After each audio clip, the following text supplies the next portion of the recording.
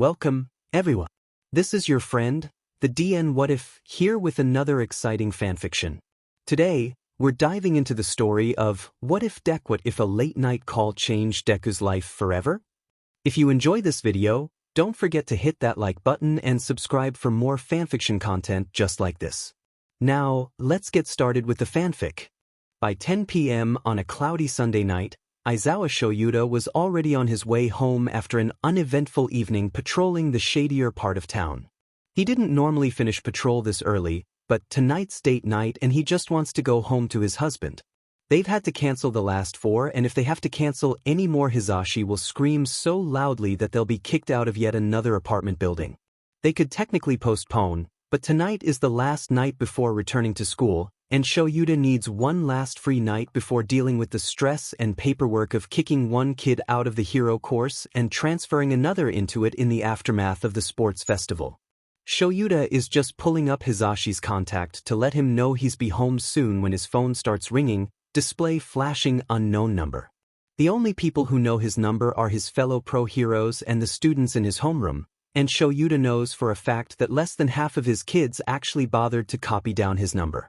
Shoyuta answers quickly, wanting to get whatever this is over with so he can make it home before the rain hits. Eraserhead. Sensei? Of course it's the problem child. Problem child? What is it? There's a worrying amount of silence on the other end of the line. It lasts long enough that Shoyuta stops in his tracks and pulls the phone away from his ear with a frown to check if he's still connected. Yes. Midoriya? Kid, is everything alright? I think I need some help. Midoriya's voice is thick with tears, tone bordering on fearful. He can't help the flash of worry he feels at just how wrong his student sounds. Where are you right now? Are you at home? At this point, Shoyuta is already heading towards his apartment, but there is the chance that something happened while he was out. A villain attack maybe?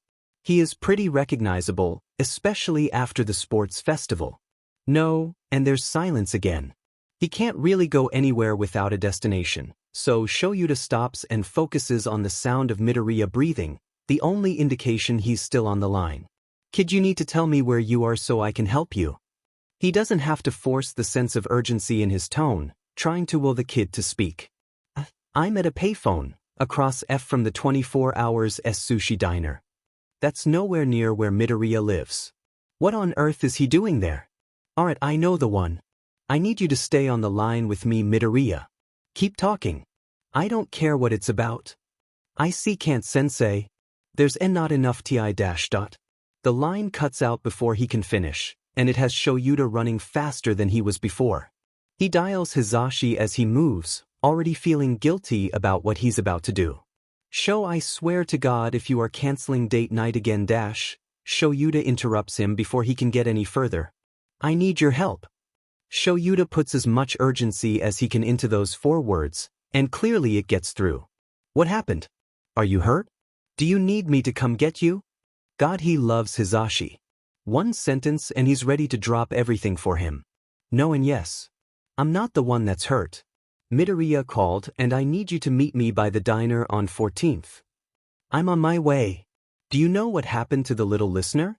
How bad is it? All I know is that he sounded hurt and scared. I'm coming up on his location soon. See you in a bit. Alright. Love you, Sho. The line goes dead just as he reaches the payphone. There's no one there. Trying not to panic, Shoyuta checks behind the phone and finds Midoriya curled up, trying and failing to avoid the rain. His shadow falls over him and the kid flinches, looking up fearfully. His cheek is marred by a dark bruise, dried blood crusting over a shallow cut at the center of it. There are bruises on his chin and on his lower neck, no doubt continuing below his shirt. More bruises are scattered along his arms, with a set circling a suspiciously swollen right wrist. Midoriya relaxes when he recognizes him, and Shoyuta takes that as his cue to move closer and crouches down.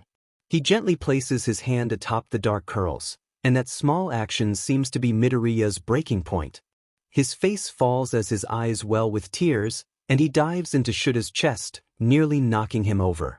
The kid is trembling from fear or the cold, Shoyuta can't be sure. It's only know that he registers that all Midoriya is wearing are shorts and a thin t-shirt, already soaked with rain. He pulls him a little closer, trying to provide a little warmth.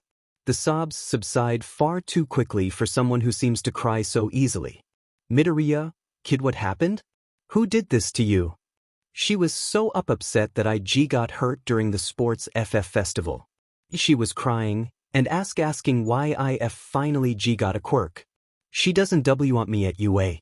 D doesn't want me to be a hero. She just wouldn't stop crying, so I freaked out and told her the truth about my Q quirk. Aizawa frowns. What does he mean, the truth about his quirk? She told me I had to give it B back and L leave the hero course. I told her and no, and she got so mad. Said she wouldn't stop hurting me, and she said that she's going to pull me from UA. By this point Midoriya has dissolved back into tears, barely comprehensible, voice muffled by his scarf and stuttering getting worse every second. He's brought up some very concerning things regarding his home life. Shoyuta decides to not dwell on them now, focusing instead on reassuring the problem child. Shoyuta moves a hand to Midoriya's hair, hoping the small action will calm him down. Midoriya, it's going to be okay. Present Mike is on his way, so we can get you checked out at the hospital.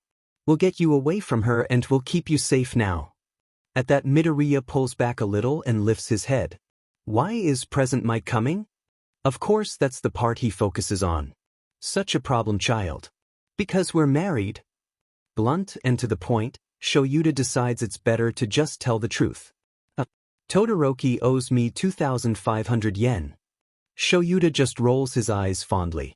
At least that brought a smile to Midoriya's face, no matter how small. Midoriya shivers and tucks himself back under his arms when the rain picks up more, and Shoyuta has never been more grateful to see Hizashi's ridiculous bright car reflected in the windows of the shop behind the phone booth. There's a loud slam and running footsteps before Hizashi is coming around the payphone, face pinched with worry and an old sweatshirt clutched tightly in his. Shoyuta tugs the bright yellow put your hands up radio hoodie over Midoriya's head before scooping him up and starting towards the car. Hizashi, bless his heart, doesn't say a word and simply opens the door for Shoyuta to stick a far too light Midoriya into the back seat before moving to take his own in the front.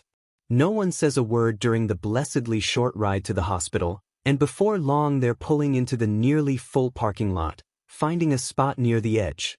Shoyuta holds the door open for Midoriya, allowing him at least the option of walking in there on his own. He does so slowly, shivering hard, and Shoyuta keeps a hand close to him in case he falls. Hizashi, we're going to need a few extra forms tonight. Hizashi gives Midoriya a sad look before responding. I think I know which ones you mean. That's all that's said until they reach the nurse's station inside the entrance of the hospital. I'm so sorry, but there will be quite a wait before he can see a doctor. There was a villain attack and many civilians were hurt in the crossfire. She gives them a sympathetic look before handing Hizashi a clipboard with several forms on it and pointing them towards the waiting room of the pediatric ward. Shoyuta herds Midoriya that way while Hizashi stays behind to request the extra forms. Midoriya is moving so slowly that Hizashi is back with them by the time they reach the waiting room. They settle into a set of chairs away from other people with the heroes on either side of Midoriya, shielding him from any prying eyes. Shoyuta takes advantage of the bright hospital lights to take a closer look at Midoriya's injuries. There are several cuts on his legs that he missed the first time, a few of them still oozing blood. What's far more concerning is the blood matting the kid's hair to the back of his head. Problem child, what did you mean the truth about your quirk? His voice is quiet and tone gentle, but Midoriya still flinches. Hizashi looks up from the forms and focuses on Midoriya, a small frown on his lips. Ignoring him, Shoyuta focuses on Midoriya, waiting for him to meet his eyes. He does, and Shoyuta feels like he just won a trust blink moment with a cat when Midoriya nods and opens his mouth to speak. About 10 months before the entrance exam, IW was attacked by a villain on my way home from school. All Might saved me B but went to leave before I could ask him a Q question, so I grabbed onto his leg and he jumped away with me. We landed and he shrunk and he told me the story of his quirk, how it could be passed along and that he was the 8th holder. Shoyuta can see where this is going and he doesn't like it at all. Hizashi's expression tells him he feels the same way. Midoriya takes a few deep breaths before continuing, calming down as much as he can. I asked him if someone quirkless, someone like me, could become a hero, and he told me no. This is already much worse than Shoyuta thought. The number one hero told a young boy he couldn't be a hero without a quirk. There are so many things wrong with that. Before I knew it he was gone. He left me on a roof the same day a bully told me to kill myself. I didn't really consider it. Even though All Might said it was impossible, I still wanted to be a hero. This is going downhill so quickly. His problem child had been through so much before he even started at UA. Then there were explosions nearby. I wanted to see more heroes since I loved watching their fights, and it was the same villain that attacked me, but now it was attacking Kaken. The heroes weren't doing anything. I moved without thinking to help out and got Kaken a bit more air, and then All Might showed up to save the D-Day again. The heroes were so mad at me, but none of them ran in to help. When they finally let me leave, I was going straight home, but the All Might showed up again and told me I could be a hero. He trained me and gave me his quirk on the day of the entrance exam. Midoriya hides his face with the sleeves of the too large sweater, and it seems like he's done his story. There is so much to unpack there that Shoyuta has no idea what he can do to comfort the problem child. Hizashi does not have the same problem, and he pulls Midoriya into what Shoyuta knows is his most comforting hug. It lasts long enough for Shoyuta to pull his thoughts together and figure out what needs to be said. When they pull apart, Shoyuta places a gentle hand on Midoriya's head and waits for him to look up before speaking. Midoriya, All Might should have never said that to you. There are many heroes who fight basically quirkless, myself included. I'm sure with your determination you could have made it to the hero course without a quirk. Look at Shinsou for example. His quirk isn't a powerhouse one like yours and All Might's, but now he's being transferred to the hero course because of his hard work. All Might should have given you time to practice with your quirk before the entrance exam, and he should have told me so that I could have helped you earlier. We've got about 10 years of quirk training to catch up on, kid. Shoyuta doesn't bring up the bully's words. He knows they have to discuss it sooner rather than later, but the kid already has so much going on right now and bringing that up is the last thing he needs. Midoriya looks surprised to say the least. He probably thought that Shoyuta would get mad and expel him or something. Unlikely. Most of the kids in 1A have managed to worm their way into Shuta's heart, and his problem child is at the forefront. The kid looks exhausted, so he lets him rest and doesn't ask any more questions. For now. It's nearing 1:30 a.m. by the time a doctor has time for Midoriya, and Hizashi has to nudge both him and Shoyuta awake. Midoriya stands on shaky legs to follow the nurse, and both heroes stay close in case he falls. By the time they make it to the examination room, Midoriya is clearly in pain and looks ready to keel over at any moment. The nurse makes them wait outside while he performs his examination, and it feels like hours before a doctor steps out of the room, but it was only a tense 30 minutes later. Hello, I'm Dr. Kahlua. Are you Midoriya's guardians? We are pro-heroes and his teachers. He called for help and we brought him here. What's his condition? Shoyuta gets straight to the point, wanting to be back by his student's side quickly. Hizashi gives him a knowing look. Midoriya is extremely malnourished and dehydrated. It's likely he hasn't had anything to eat for a few days now, and before that I'd say he had very limited amounts. We've got him started on N4 to start treatment for that. That's not good. How long has this been going on for? Why didn't anybody notice? He's got a bad sprain on his right wrist and bruising on 3 of his ribs, so we've wrapped those and he'll just have to be careful with how he moves. He's also got multiple contusions on his arms and legs, and some of them require stitches, which my nurse is administering right now. The cut on his face is mostly superficial, so we've just cleaned and bandaged it. The doctor takes a moment to let it all settle in before she speaks again.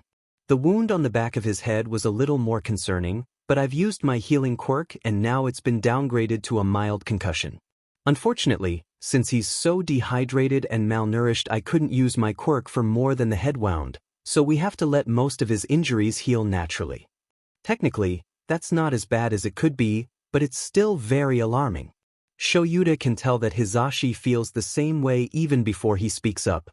Can we see him now, Doc? Of course. The sight that greets them is at least better than how the little listener looked when Hizashi picked them up a few hours ago.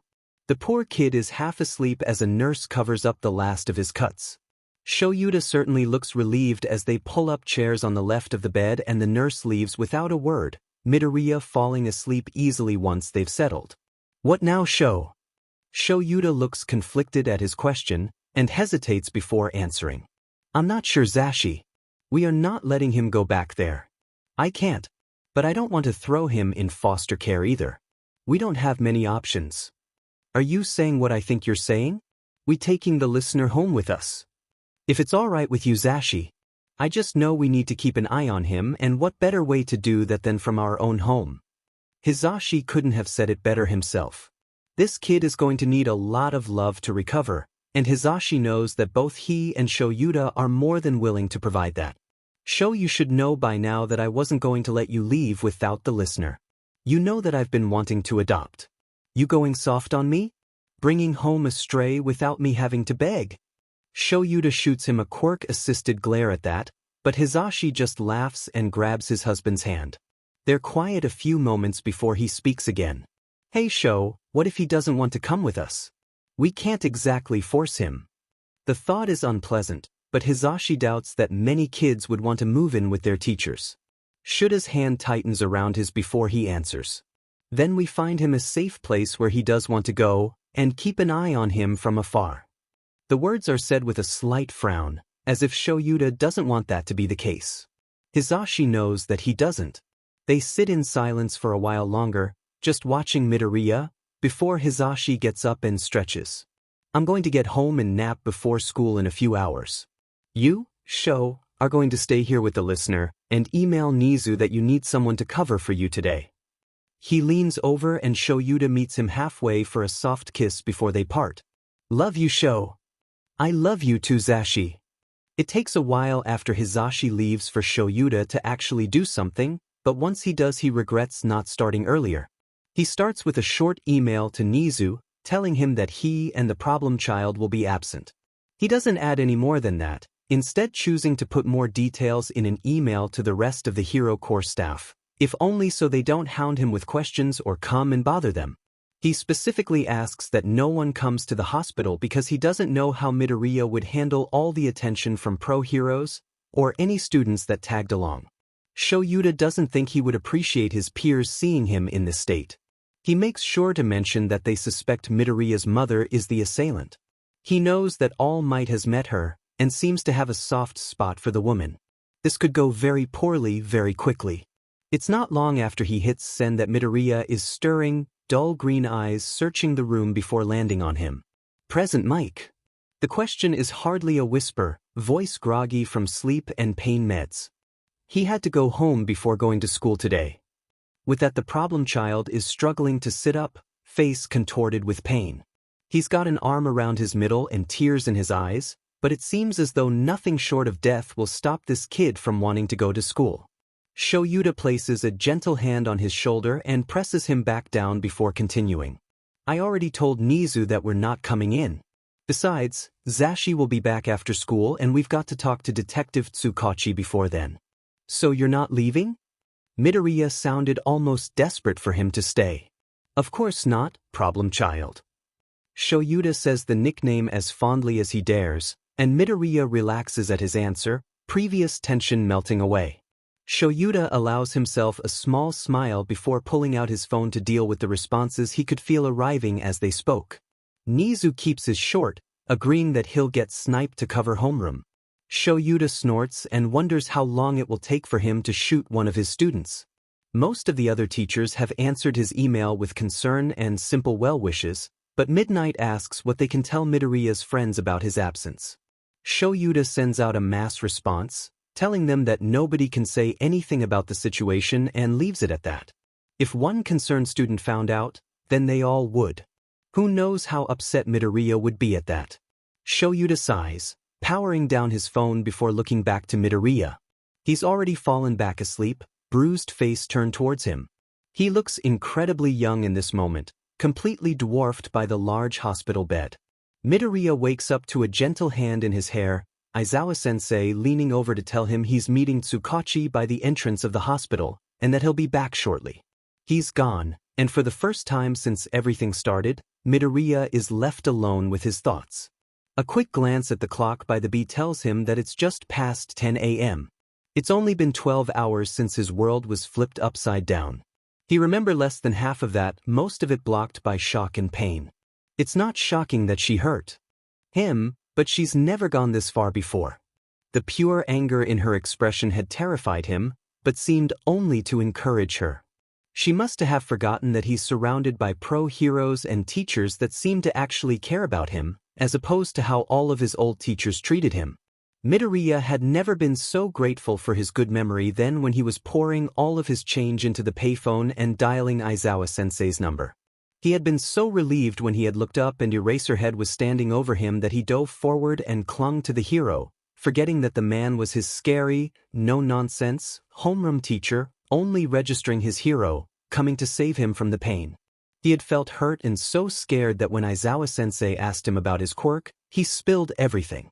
Everything about that day and what All Might said to him.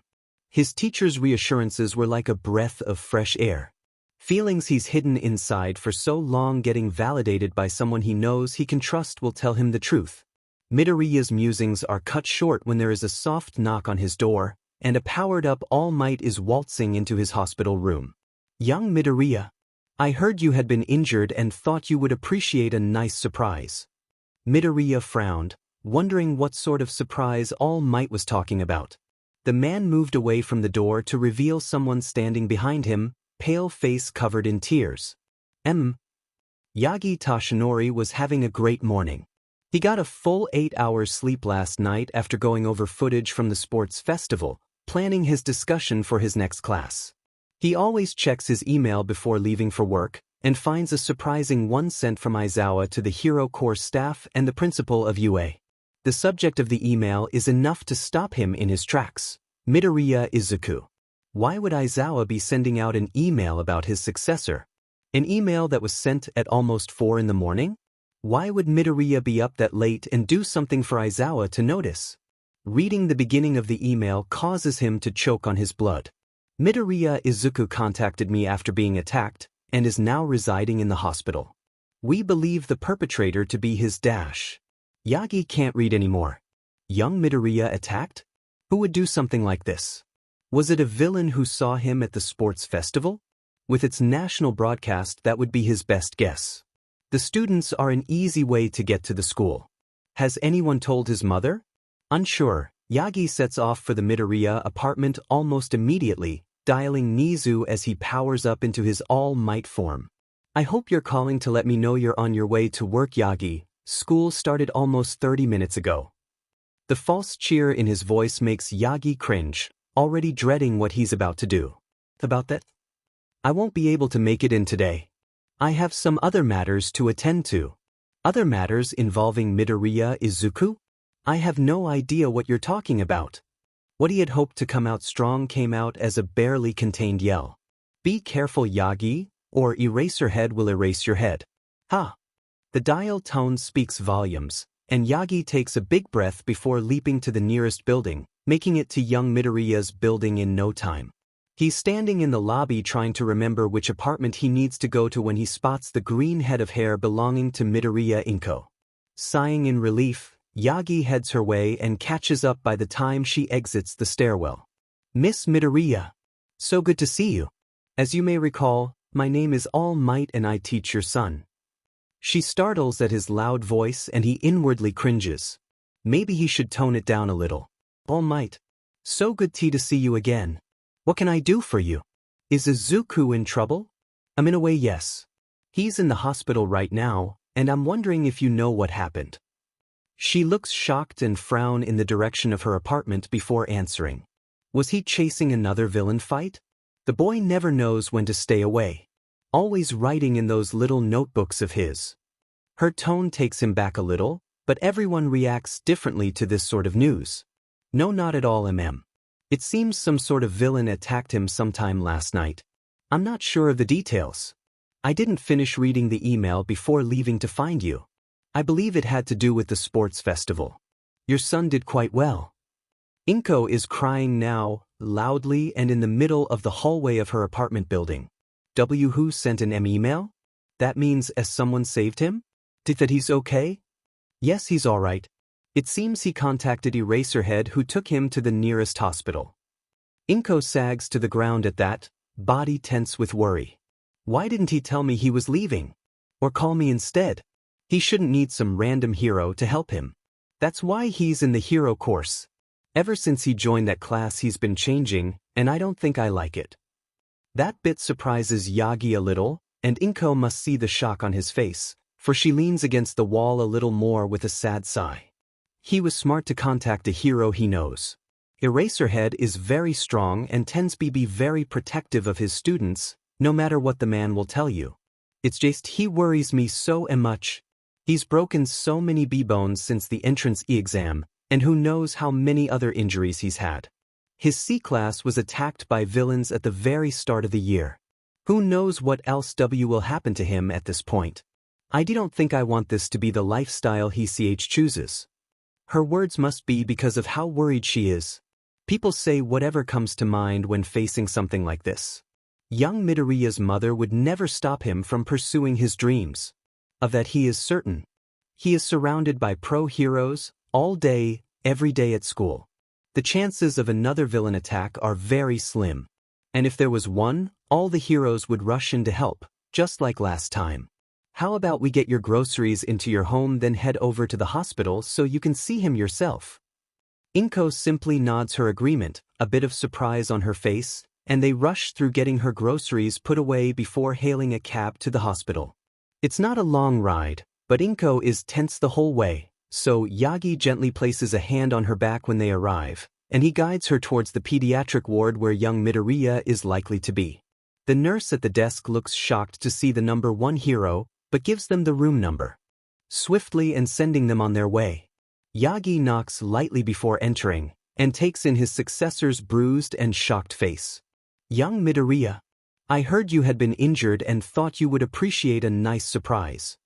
Yagi grinned before moving to the side, revealing the boy's mother.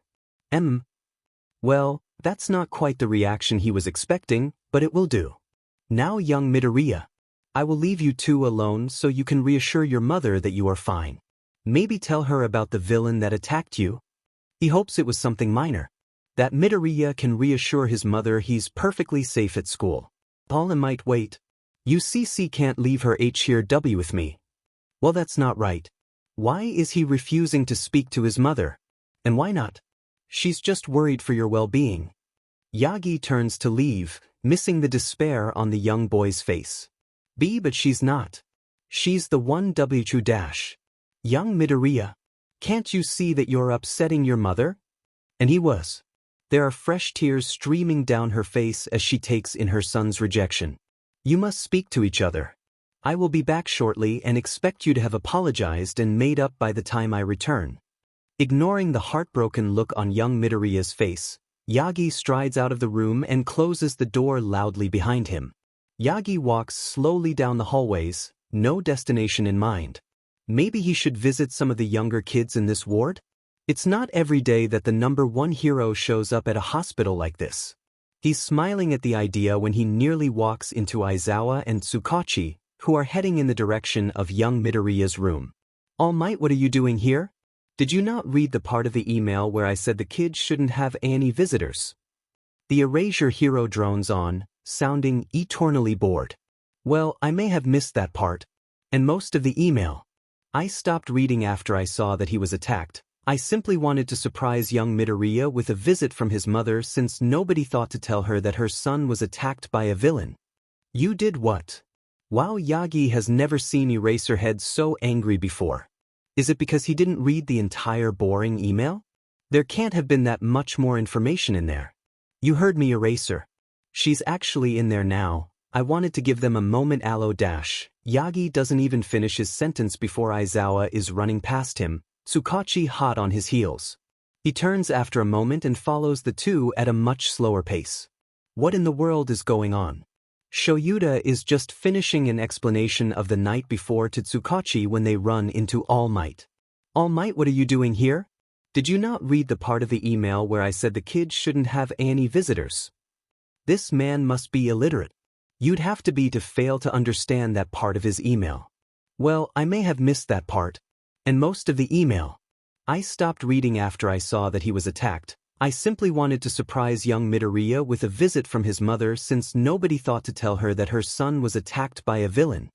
You did what? Now he knows the man is illiterate. That woman cannot be here. You heard me, Eraser. She's actually in there now. I wanted to give them a moment. Aloe dash. Shoyuta is running off before a still smiling All Might can finish his sentence, feeling the detective following closely behind. The run to Midoriya's room feels much longer than the walk to the front door had, and Shoyuta had never been more grateful for the empty halls. They do not need a nurse berating them for running when his problem child is in danger. Shoyuta bursts into the room, capture weapon flaring, and freezes at the scene. Midoriya is out of bed, for needle yanked out of his arm. He stands, back against the corner of the room, clutching at his mother's arm, face grimacing in pain. The short woman has the kid's sprained wrist in her hand, blood seeping from beneath her fingers. He's trying to pull her off, but whatever he's doing seems to be making the pain worse for him. Let him go. She turns around at that, yanking his kid by the arm to pull him with her, finally noticing the others in the room. Midoriya whimpers at the movement, fresh tears falling from his eyes as his injuries are jarred. Shoyuta meets his eyes, and he looks terrified, no sign of the reckless determination he had come to expect from the kid. Oh, you must be Eraserhead, the teacher who cares too much.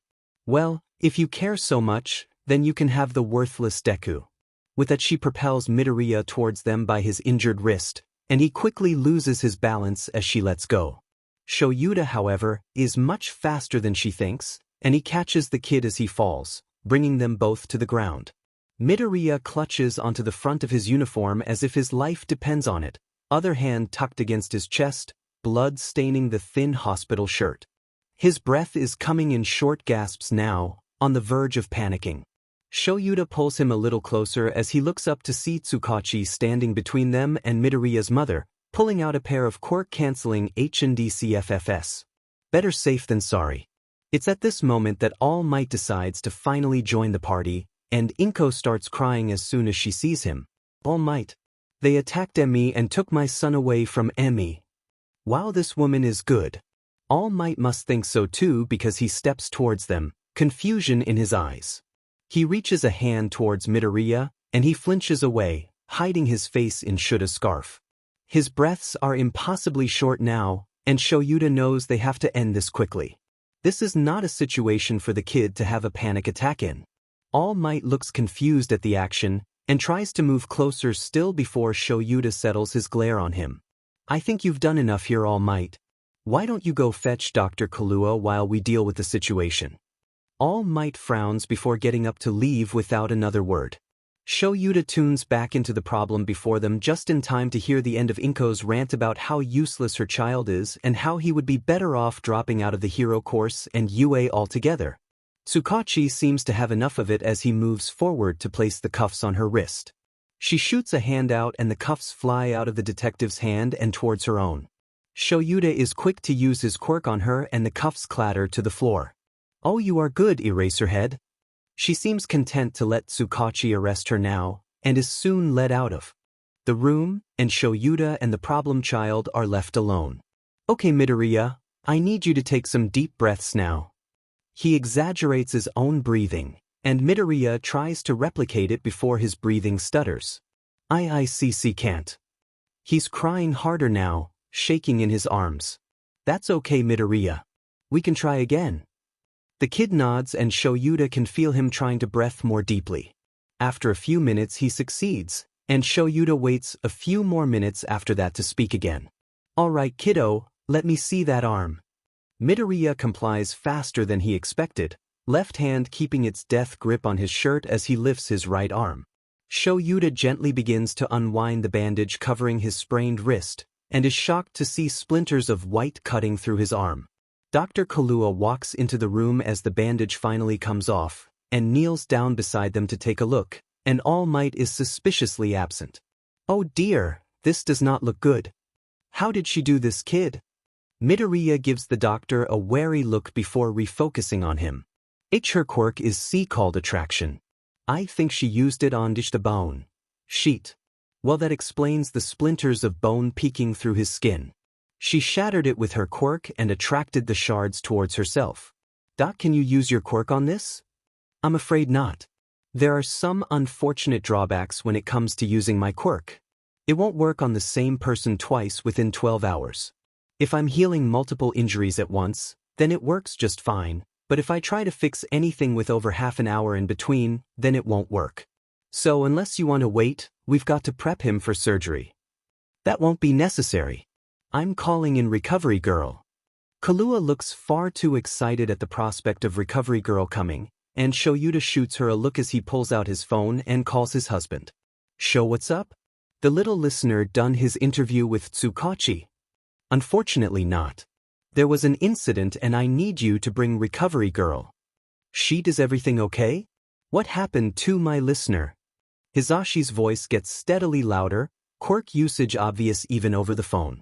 It will be once you guys get here. I'll tell you what happened then. I'm on my way, I just have to get midnight to cover my next class. I'll be no longer than 15 minutes. Shoyuta raises his eyebrows at that. UA is at least a 25-minute drive away. Alright Zashi, see you soon. He hangs up without waiting for an answer and turns his attention back to the kid in his arms. Was that present Mike? Yeah kid, he's on his way with Recovery Girl. The small smile that brings to Midoriya's face is pained but relieved. The kid must really like his husband. Shoyuta returns the smile, chest a little warmer at the thought. Hizashi is in the middle of teaching class 1A the meanings behind different English sayings when his phone rings. Normally he'd just ignore it, but it's the ringtone he set specifically for Shoyuta, and he wouldn't be calling without an important reason. He gives the class an apologetic look as he picks up the phone. Sho, what's up? The little listener done his interview with Tsukachi. He can always hope for a good reason for the phone call, but it's unlikely. Unfortunately not. There was an incident and I need you to bring Recovery Girl. He needs Recovery Girl? Is there something so bad that the doctor's quirk can't fix it? He's worried, and doesn't even think before answering his husband. Is everything okay? What happened to my listener? Hizashi grimaces as he accidentally activates his quirk, earning some interesting looks from his class. It will be once you guys get here. I'll tell you what happened then. I'm on my way, I just have to get midnight to cover my next class. I'll be no longer than 15 minutes. Hizashi is a very respectable driver the majority of the time, but when someone he cares about is in danger, all the rules and regulations go out the window. He barely registers Shuta's goodbye before the dial tone is going off. Alright class, I've got to go. Ida, I need you to go to the teacher's lounge and get midnight to cover the rest of this class. Without giving his students a chance to ask the questions he knows they have, Hizashi ducks out of the room and runs to the infirmary, praying that Recovery Girl isn't busy with a student. She's not, and all it takes is one look at his worried state and him breathlessly saying Midoriya's name before she is up and following him out the door and to the parking lot. It is 13 minutes and 49 seconds later that Hizashi and Recovery Girl are bursting into the listener's hospital room. He broke several traffic laws on the way over and passed a guilty-looking All Might on his way up the stairs. Sho is holding Midoriya in a sort of half-hug on the floor, while his free hand gingerly holds the kid's bloody arm. He's got his face hidden in his husband's scarf and his uninjured hand clutching his shirt so tightly that his knuckles are white. Dr. Kahlua is crouched in front of them, cleaning the blood as best she can while the wounds are still open. The sight is enough to have Hizashi lurching forward. Crouching begins Sho and placing a comforting hand on his shoulder, but still within Midoriya's vision should he choose to look up. Shoyuta gives him a grateful look as he leans into the touch. Recovery Girl gently nudges the doctor aside before placing a light kiss on Midoriya's temple. Midoriya relaxes a little in Sho's grip, clearly exhausted. The best I can do is mend the bones. He's so tired that I can't even close the wounds properly. Those will have to be stitched. Since it can't be fixed with a quirk, it will most likely scar as well. Recovery girl frowns and stands to walk out the door, dismissing herself. Why don't you get him to bed and out of that shirt so we can get him stitched up and into a clean one? At the doctor's words, Shoyuta scoops Midoriya up in his arms and walks the few paces to the bed, careful not to jostle him. He has a bit of a hard time getting Midoriya to let go of his shirt, but he manages. He then pulls off the blood-stained shirt and Hizashi can't help but stare at what he sees. Scattered along the poor kid's torso are small burn marks that look like they were caused by explosions. There are long, thin scars that look like knife wounds, but far too thin. Maybe someone's quirk? Hizashi would bet money that Midoriya's back has the same marks.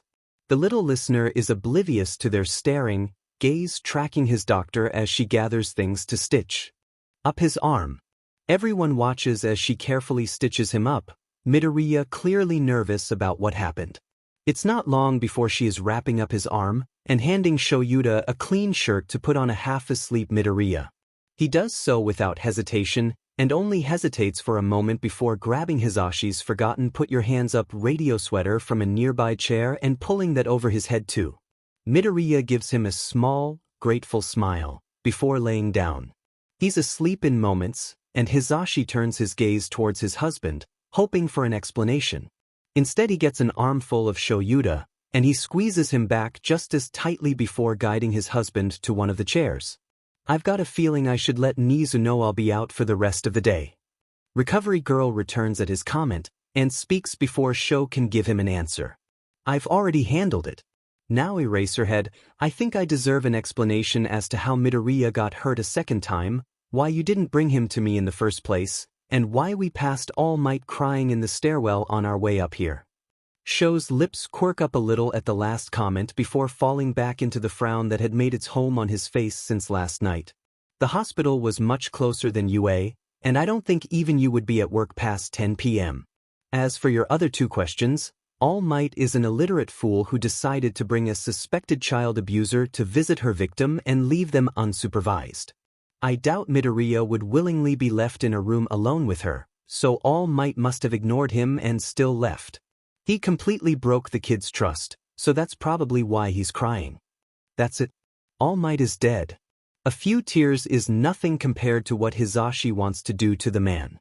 You didn't do anything to him? Threaten him? Recovery girl looks surprised, and Hizashi spots Shuta's scariest grin on his face before he answers her. Not yet, I haven't. At Hizashi's insistence, Sho ends up leaving to drive Recovery girl back to work and to head home to shower and nap, promising to be back by late afternoon for the delayed interview with Tsukachi.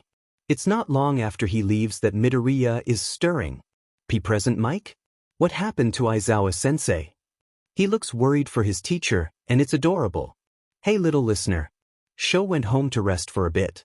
You know you don't have to call us by our hero names or sensei out of school, right? You can just call me Hizashi, and I'm sure Sho would be good with Aizawa or Shoyuta.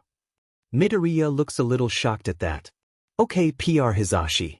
Then you can call me Izuku. I'm not sure I like the name Midoriya anymore anyways. Izuku gives him a sad, tired smile at that. It's a deal, Izuku. Why don't you go back to sleep? Sho won't be back for a few hours and you could use the extra sleep. Izuku frowns at that and Hizashi is just opening his mouth to speak when Izuku raises shaky hands and signs. Can't. Too loud. Hizashi really shouldn't be surprised that the kid knows sign language, and yet he is. He's glad that Midoriya's still facing the ceiling and can't see the shocked expression on his face. I'm too loud? Or the hospital? Hospital. Well, you're in luck, listener. I've got an easy fix for that. Hizashi removes the headphones from his hero costume and places them over Izuku's ears.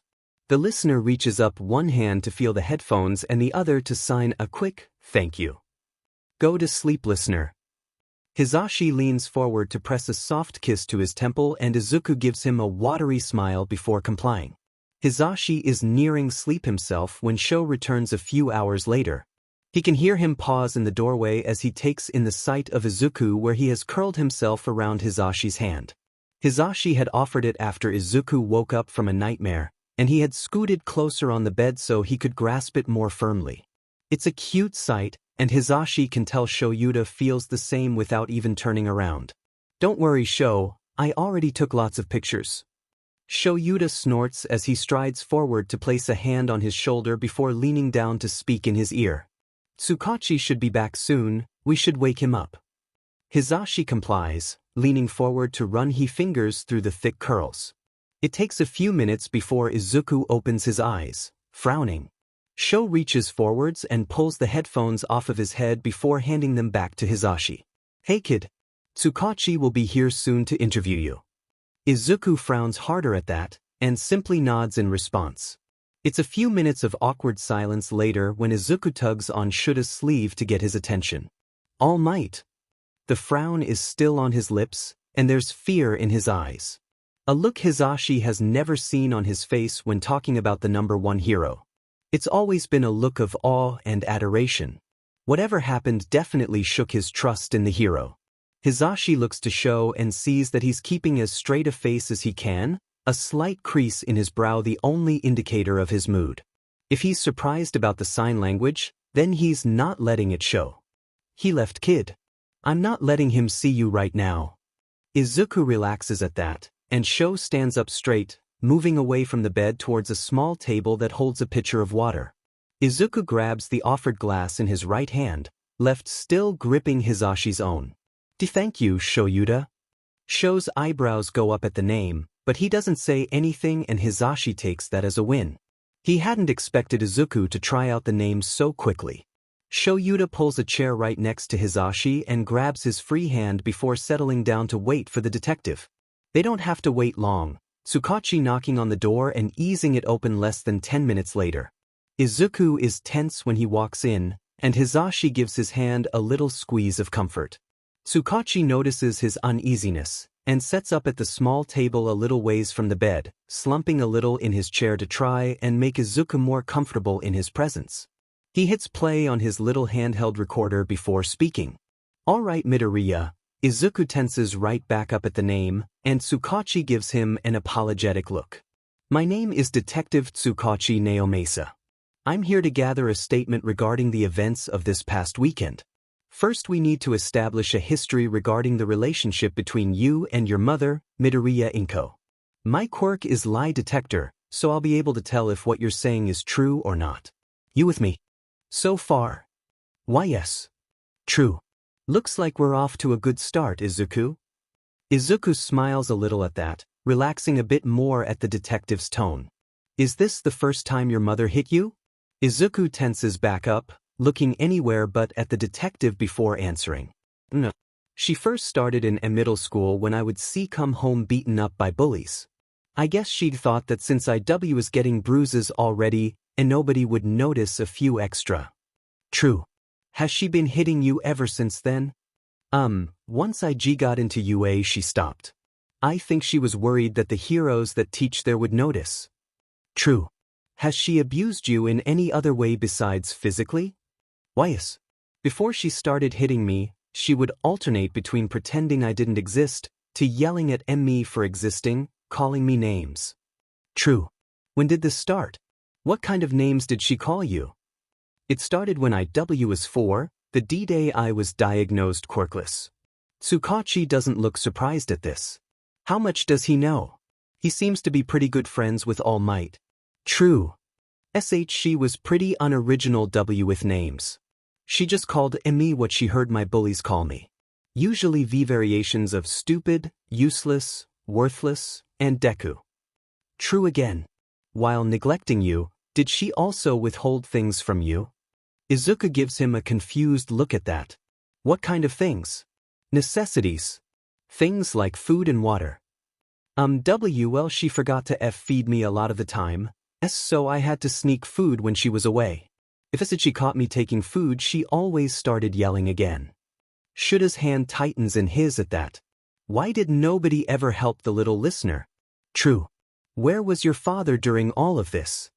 At first she said that he was working overseas, but as I got older, she started telling me that it was my fault he left. Because I'm a stupid, worthless Deku. True again. That's enough for the history. Can you tell me what happened this weekend? What triggered her assault? Well, I got pretty banged up during the sports festival so as soon as I got home I hid in my room. It took her until Sunday to notice I was even there. When she did, she barged into my room and started yelling. She kept telling me how worried she gets when I get hurt like this. How she wished I never got a quirk in the first place. How she had never heard of anyone else developing one this late. She was being so loud and she wouldn't stop, so I told her how I got my quirk. She was so mad at me. Started yelling about how I should give it back and leave you it. I told her no, so she started hitting me again and wouldn't stop. I had to wait until she went to bed to sneak out of the apartment and call Aizawa-sensei for help. All true. Can you tell me about what happened when she and All Might came to the hospital? Do I have to? There are tears in Izuku's eyes now, and Hizashi grips his hand a little tighter. I'm so sorry, Izuku, but we need to know what happened. Izuku sniffs before continuing on. Okay. All Might came into the room and told me he had a nice surprise for me. He moved and she was there. I tried to tell him that I didn't want to talk to her, or see her, and that she was the one who hurt me, but he wouldn't listen. Jay just told me I was upsetting her and he left. As soon as the door closed behind him, she walked towards me. She was calling me all those names again, but she was so calm, it was even scarier than usual. I got out of the bed to get away from her, but she still grabbed me and used her quirk. It hurt way more than usual, so I know she was extra mad at me. The room falls quiet as Tsukachi makes a few more notes. Hizashi looks over at Shoyuta and finds him tight-lipped, face as neutral as he can get it. However, there is no disguising the anger in his eyes. He's sure that the same look is mirrored on his face. Hizashi is furious. Who the hell treats their child like that? He's glad he wasn't in the room earlier with Inko. Who knows what he would have done then? As it stands, Hizashi isn't sure what they're going to do with All Might. Would Midnight be willing to help hide a dead body? All right, Izuku, that's all I need for now. Eraserhead, a word please. They walk out the door and Hizashi is left alone with a softly crying Izuku. Hizashi stands and pulls Izuku into a tight hug, and he breaks down in his arms. Shoyuta follows Tsukachi out of the room, feeling guilty leaving Izuku behind in that state. At least he's got Hizashi with him. Alright, Eraserhead, I'll make this quick. His statement is more than enough to proceed with charges. Pair that with what we both witnessed, this case is pretty open and shut. You may need to testify if this goes to court, but I'll do my best to keep Izuku out of it. Thank you. This is stressful enough for him already. There is the small matter of his father. We managed to contact him, but he told us he wanted nothing to do with the kid. He even signed the papers to relinquish custody, so that won't be a problem. Jesus. What kind of father refuses a relationship with his kid? Not that Shoyuta minds all that much. It'll make it so much easier for them to take him home. You know how he mentioned his mother saying he works overseas? Well, he's the kind of father that runs a small villain gang over in America. Now, I'm assuming you want to take the kid home. Of course. Hizashi and I both have our foster licenses for cases like this. We already filled out the child abuse forms with the hospital. They should have faxed those to you already. We just need to fill out the fostering forms so we can take him home. I'm guessing you already knew the answer and brought them with you? Tsukachi gives him a smug look as he pulls the forms out of his briefcase. Shoyuta starts filling them out as they talk so the detective can take them with them when he leaves. Alright, I'll see if I can put in a good word with his social worker once they're assigned. You can tell them to not bother looking at other placements for him. We're both wanting to keep Izuku more long-term. Tsukachi gives him a look at that. You going soft on us, Eraserhead? Shoyuta doesn't dignify that with an answer, instead showing the detective his middle finger as they turn back to his kid's room and begin the walk there. They run into Dr. Kahlua on the way, and he allows her to step into the room first. All right, Izuku. I'm just going to check you over and then if everything is to my liking, we can get you out of here. The problem child nods from his place on the bed, scrubbing at his face to get rid of the tears. Hizashi steps back to stand next to him as Kahlua gets to work. Everything go all right with Tsukachi? He hands him the forms to sign before he answers. Yeah. There shouldn't be any custody problems on account of one garbage father. Hizashi gives the forms to a lurking Tsukachi before he turns his attention back to their kid. Well, that's a relief. Shoyuta simply nods, eyes following the movements of the doctor. Izuku seems a little more comfortable this time around, watching the heroes instead of the doctor. Alright, everything looks good to go. He will be sore for a few days while his bruises heal. The wrist might become a long-term issue with residual pain, so make sure to keep an eye on that. I'll prescribe a few painkillers and send the form with the nurse when they bring the discharge paperwork for you. With that, Kahlua is gone, leaving the pros alone with their new charge. Senseis? Where will I go now? Izuku looks more than a little nervous, fresh tears sprouting in his eyes. Sho, you didn't tell him? Hizashi looks outraged, and Shoyuta rolls his eyes at his antics. You're coming home with us, problem child. I hope you like cats. Shoyuta gives him a wide smile, one that usually unnerves his class. Izuku simply answers with a grin of his own, what he hopes are happy tears falling from his eyes. They don't have to wait long for the paperwork, and Shoyuta sends Hizashi to fill the prescription while he deals with it. He fills it out quickly, then he and Izuku slowly make their way to the front desk, Hizashi joining them while the nurse checks over the forms. Everything seems to be in order. I hope I don't have to see you here again, mister. She directs the last part at Izuku as she hands him a sucker. The kid looks mortified, and Shoyuta has to repress a laugh. It seems he didn't succeed though, because Izuku shoots him a glare as they walk out the doors and to the car that is parked much closer than before. They make the drive in silence, the only noise coming from the softly playing radio. By the time they make it home it's nearing 6 o'clock, so Hizashi sets about making a light dinner while Shoyuta shows Izuku around the apartment. He starts the tour from the entrance that leads directly to the living room. The wall to their left is lined with various records and CDs, while the one across from it has multiple bookshelves and some small knickknacks, mostly belonging to Hizashi. The third wall houses their TV and sound system with a few pictures scattered on the walls. There's a couch in the center of it all, and Shoyuta suspects that at least one cat is curled up on it.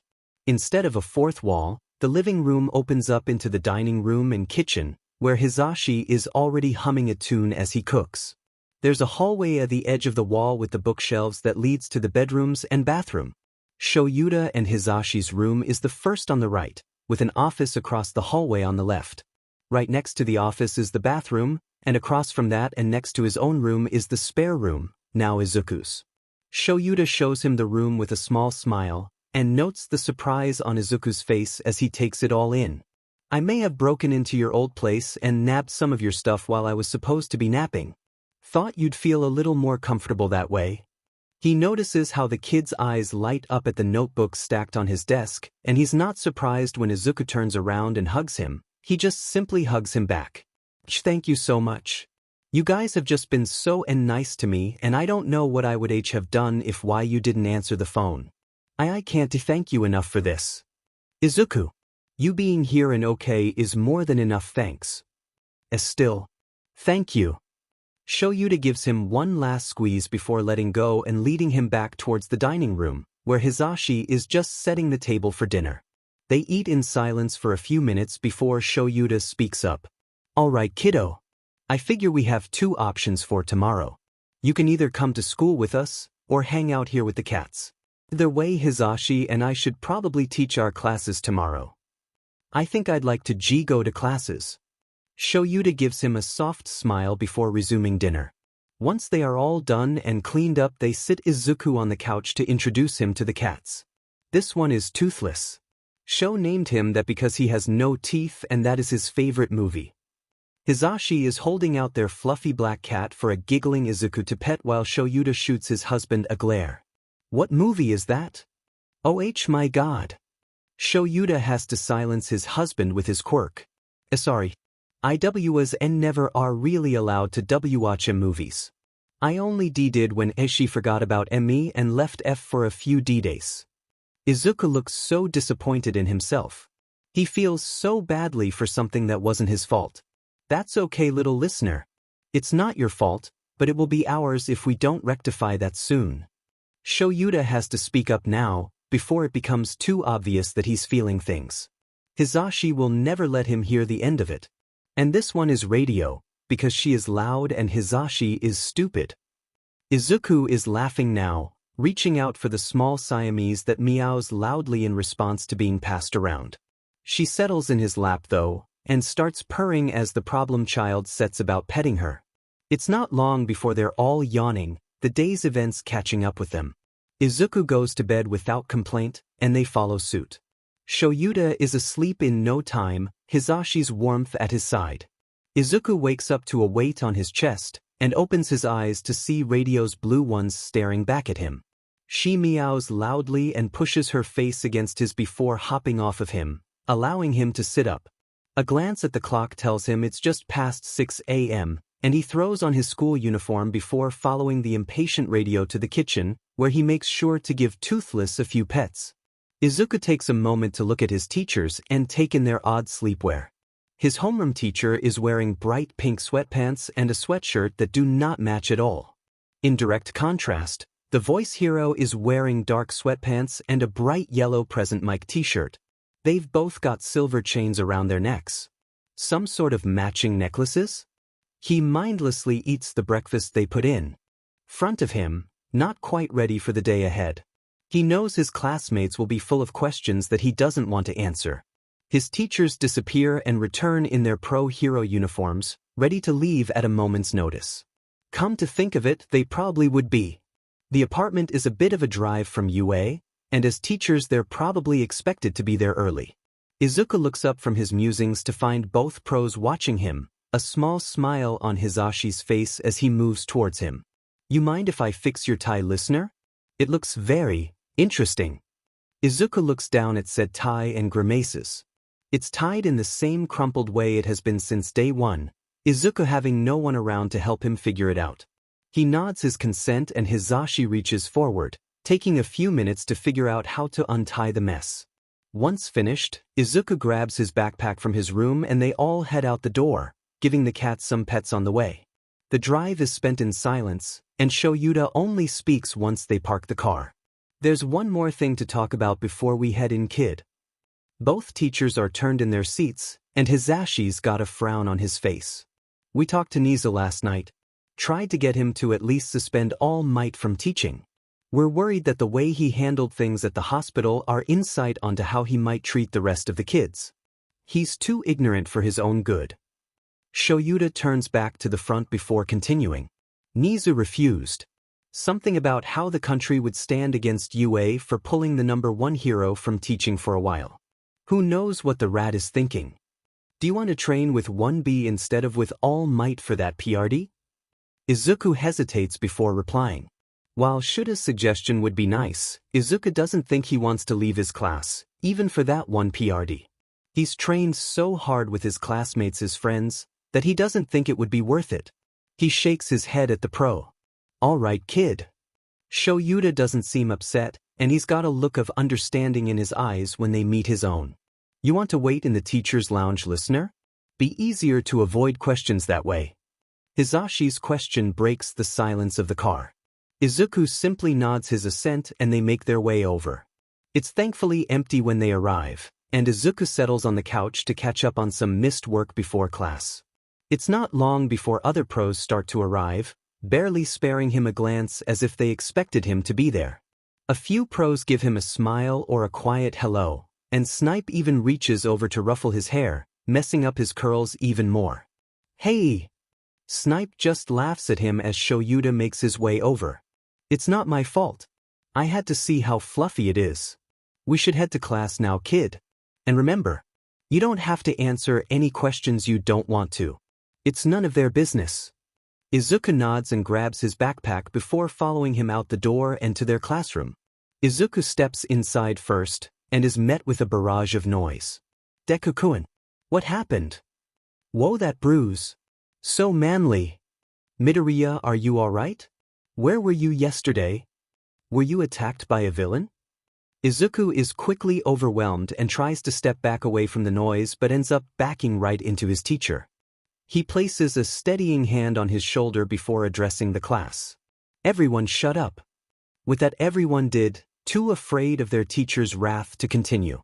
Izuku rushes to take his own seat, in the back and away from the attention. Only once he reaches it does he notice the new face in the spot behind him, and he gives Shinsou a small smile before sitting down and taking out his notebook. Homeroom passes far too quickly for his comfort, and as soon as Shoyuta steps out of the room, Ida and Uraraka are rushing up to his desk. Deku, what happened? We were so worried. Izuku tenses at the nickname. I'm fine. Nothing happened. Midoriya.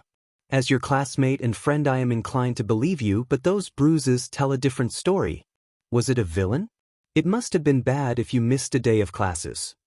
Ida's robotic gesturing is awfully close to his face, and he shrinks away a little and keeps his mouth shut, unwilling to answer.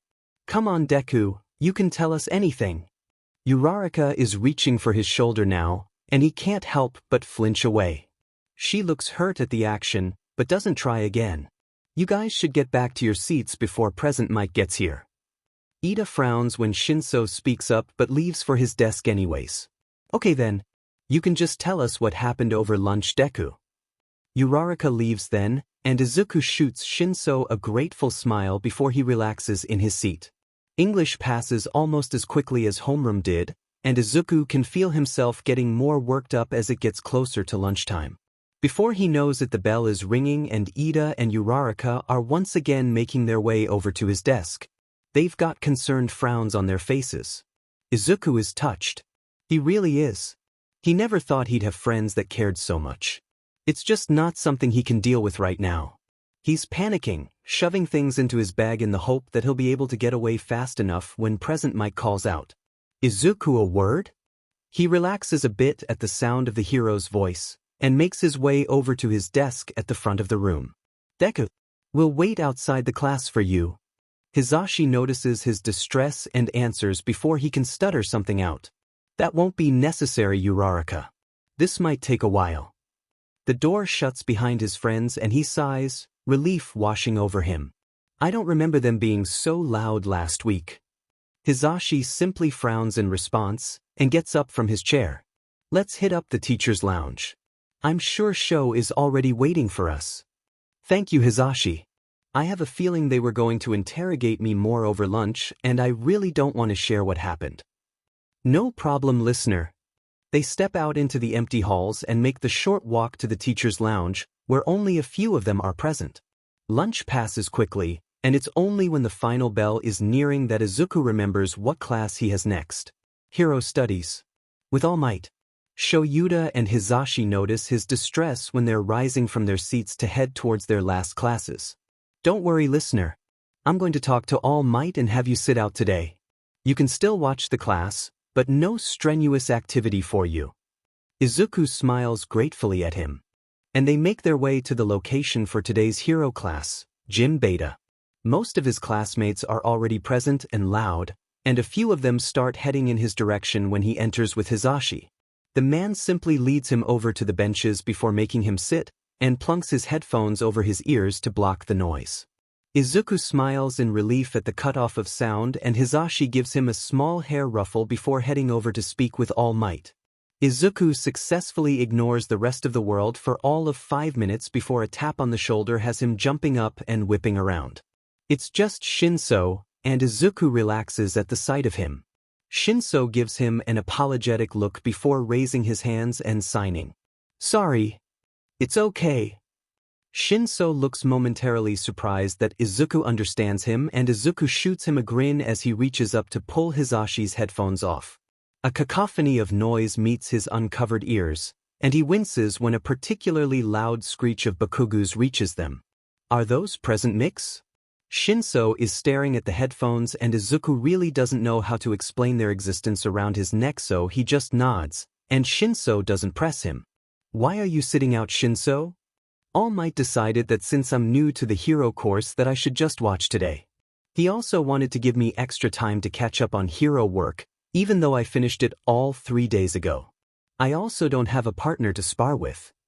Shinsou doesn't look upset, just mildly inconvenienced at being left out. Sorry. It's my fault you don't have a partner. It's fine, Midoriya. I've waited this long, I can handle one more day. Shinsou gives him a look that tells him there's no point in arguing, so Izuku goes back to his analysis on his classmates' quirks for a few minutes before he speaks again. What about you, Midoriya? Izuku hesitates at that, wondering how much he should tell him. Shinsou seems like he would be fine with him telling him that it's none of his business. It's a comforting thought. He also seems like he would be good at keeping secrets. Izuku decides to tell him the bare minimum for now. Well, I got hurt this weekend, so fighting like this is probably a bad idea. Aizawa-sensei also doesn't want all might talking to me right now.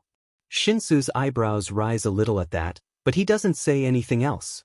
Izuku is grateful. They spend the rest of the class in comfortable silence, and leave a few minutes before it's over, neither wanting to get caught up in the crowd that leaves the change room. It isn't until they're walking to the classroom beside each other that Shinsou speaks up again. Hey Midoriya? Why do people keep calling you Deku? Izuku frowns before speaking, and decides to go with honesty. It's what my bullies used to call me in middle school. One of them goes here and they all heard him call me that before they even learned my name. I guess it kind of stuck. Why didn't you ask them to stop? I can tell you don't like it. Izuku frowns at that. If Shinsou can tell, why can't his other friends? Oh, trust me, I've tried. Every time they say it, I think about how terrible that name felt in middle school. I've asked them to stick to Midoriya, but they just keep calling me Deku. It's really hard to hear my friends call me something I used to hear every time I got beat up. At least some of them go with Midoriya now, even if that name still causes him pain. At least it's not as bad as something that means useless. Well, that's stupid. They should respect your wishes and stop. Shinsou's blunt response leaves Izuku rooted to his spot as he makes his way into the classroom. Izuku follows suit when he hears the rest of his classmates coming down the hallway. Shoyuta is already in the classroom and Izuku gives him a small smile before settling in his seat, right before his classmates barge through the door. Their teacher starts speaking before the bell even rings, telling them they are picking hero names before Midnight saunters in to help them. Izuku's thought about hero names before, but could never find something suitable. There's just nothing with that much meaning to him. He briefly thinks about using Deku for a name, but disregards the idea just as quickly, his conversation with Shinsou making him think about what a bad idea that is. Deku is not a name he wants to be attached to for the rest of his life. By the time the class starts presenting their names, Izuku's whiteboard is still blank, and he panics a little. They're coming up on him soon and he doesn't have anything. Izuku scribbles the first thing that comes to mind on his whiteboard and pauses. That's actually not a bad idea. Why didn't he think of that before? Soon Midnight is calling his name and he only hesitates for a second at the front before flipping his board around, revealing his name to the class. Janus. Several of his classmates look confused, so he decides a small explanation is in order. Janus is the Roman god of beginnings, choices, and doorways. I chose this name because UA was a new beginning for me. I've had to make a lot of decisions here that will shape my future as a hero. I don't doubt that I'll have many more to make. The class is silent as he makes his way back to his seat. Only one student remains, and Shinsou flips his card around without a word. His chosen hero name, Hypnos. Izuku can't help but think it suits him. The end-of-day bell rings as Shinsou is making his way back to his seat, and he stops in front of Izuku. I like your hero name. Izuku finds himself unable to speak at the sudden compliment, so he simply signs instead. Thank you. Izuku packs up quickly, ready to get away from all the questioning glances and to the safety of the teacher's lounge when Ida and Uraraka waltz up to his desk. Hey Deku. Let's walk together to the train station. I don't actually need to go there. Is someone picking you up? Something like that. Izuku can feel Shuta's eyes on him from the front of the classroom as they talk. Well then, we can wait with you until your ride comes. Maybe you can tell us what happened last weekend. Uraraka is really insistent on learning what happened. That's not necessary. Go catch your trains. Are you sure, Deku? Absolutely. With that they finally leave, and Izuku realizes all his other classmates are gone too. He places his head on his desk and groans, reveling in the silence of the room. He stays that way until a gentle hand is placed on his head. All right, problem child. Let's go find Hizashi so we can head home. Izuku raises his head and gives Shoyuta a tired smile, ready to go back to the quiet apartment. He blindly follows Shoyuta back to the teacher's lounge where they find Hizashi, deep in conversation with Snipe. Hizashi gives them a wide smile and excuses himself before heading over. We all ready to go home? Shoyuta simply nods while Izuku stares at the hero. There's something different about his costume. Hizashi reaches up to scratch at his neck when he notices the staring. What's up, listener? Izuku pulls off his bag and digs through it before pulling out the headphones and giving them back to Hizashi with a smile. Thanks, listener. Let's go home. Izuku is quiet. Not the kind of quiet that Shoyuta has come to expect from the small kid either. Hizashi notices it too, and keeps shooting him worried glances over dinner. It looks like Shoyuta has to be the one to break the silence. So, Izuku, where did you learn sign language? Izuku tenses up at the question. Guess he picked the wrong conversation topic. People didn't like when I talked, so I learned so I could communicate. Turns out they didn't like that either. Sometimes I find it really hard to talk, so I use sign language instead. Izuku looks worried, like he thinks they'll be mad at him for this. You know, sign language is very useful for a hero to know. It means they can communicate plans without speaking and revealing their position.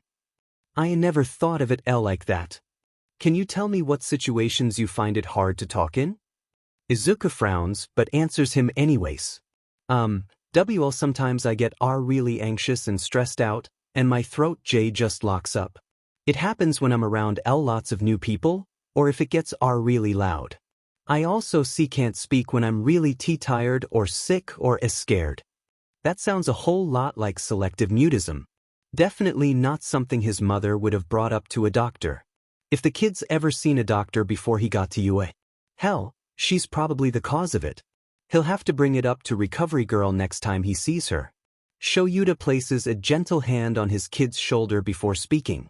It's okay, Izuku, we don't have to talk about this anymore. Thank you for telling me. He gets a small smile for that. Thank you. Izuku keeps his hands raised, as if he wants to keep going. You know you can ask us anything, right, kid? Izuku blushes before he moves his hands again. Why do you guys know sign language? Is it because of how useful it is for a hero to know? Shoyuta glances at his husband, wondering what he'll tell Izuku. Well, listener, I had a very tough time controlling my quirk, and by the time I had become almost completely deaf. I have hearing aids and they help a ton, but I didn't for a long time, and sometimes they get really annoying to wear. So sometimes when we're at home I'll take them off and rely on sign language to communicate with Sho. Hizashi looks a little sentimental at that, the topic likely bringing up bad memories. From the look on his face, and seems like Izuku notices too. Sorry. I didn't mean to make you feel sad. I shouldn't have said that. Hizashi interrupts him before he can sign anything else. Hey listener, it's alright. It's important for you to know. If I ever take out my hearing aids and don't tell you, now you know that I just can't hear you instead of you thinking I'm ignoring you. Which I will never do. Izuku nods, still a little unsure. He wouldn't have told you if he didn't want a problem child. Izuku looks a little more sure of himself as he answers. Okay, I'll try to remember that. Thank you. Both of you. Not a problem. Hizashi and I will clean up. Why don't you go relax with the cats for a bit? Izuku simply nods as he gets up silently from the table, and Shoyuta only moves once he hears the kid's bedroom door shut behind him. Do you think something happened at school today? I'm not sure. The other kids were pretty insistent that he tell them what happened. He made it pretty clear he didn't want to talk about it, but some of them were still pretty pushy. It looks like Shinsou stepped in though, so he might help ward off some of the questions. He hopes he does. He might have to have a talk with the class about invading each other's privacy either way. That's not good. He looked pretty tired too, Sho. And the selective mutism is something we'll have to bring up with Recovery Girl. Should is glad that Hizashi came to the same conclusion as him. It makes him feel a little less irrational. I think he's still in pain. We'll make sure he takes some painkillers before bed tonight and hope that helps him a little. And I'm already planning on it.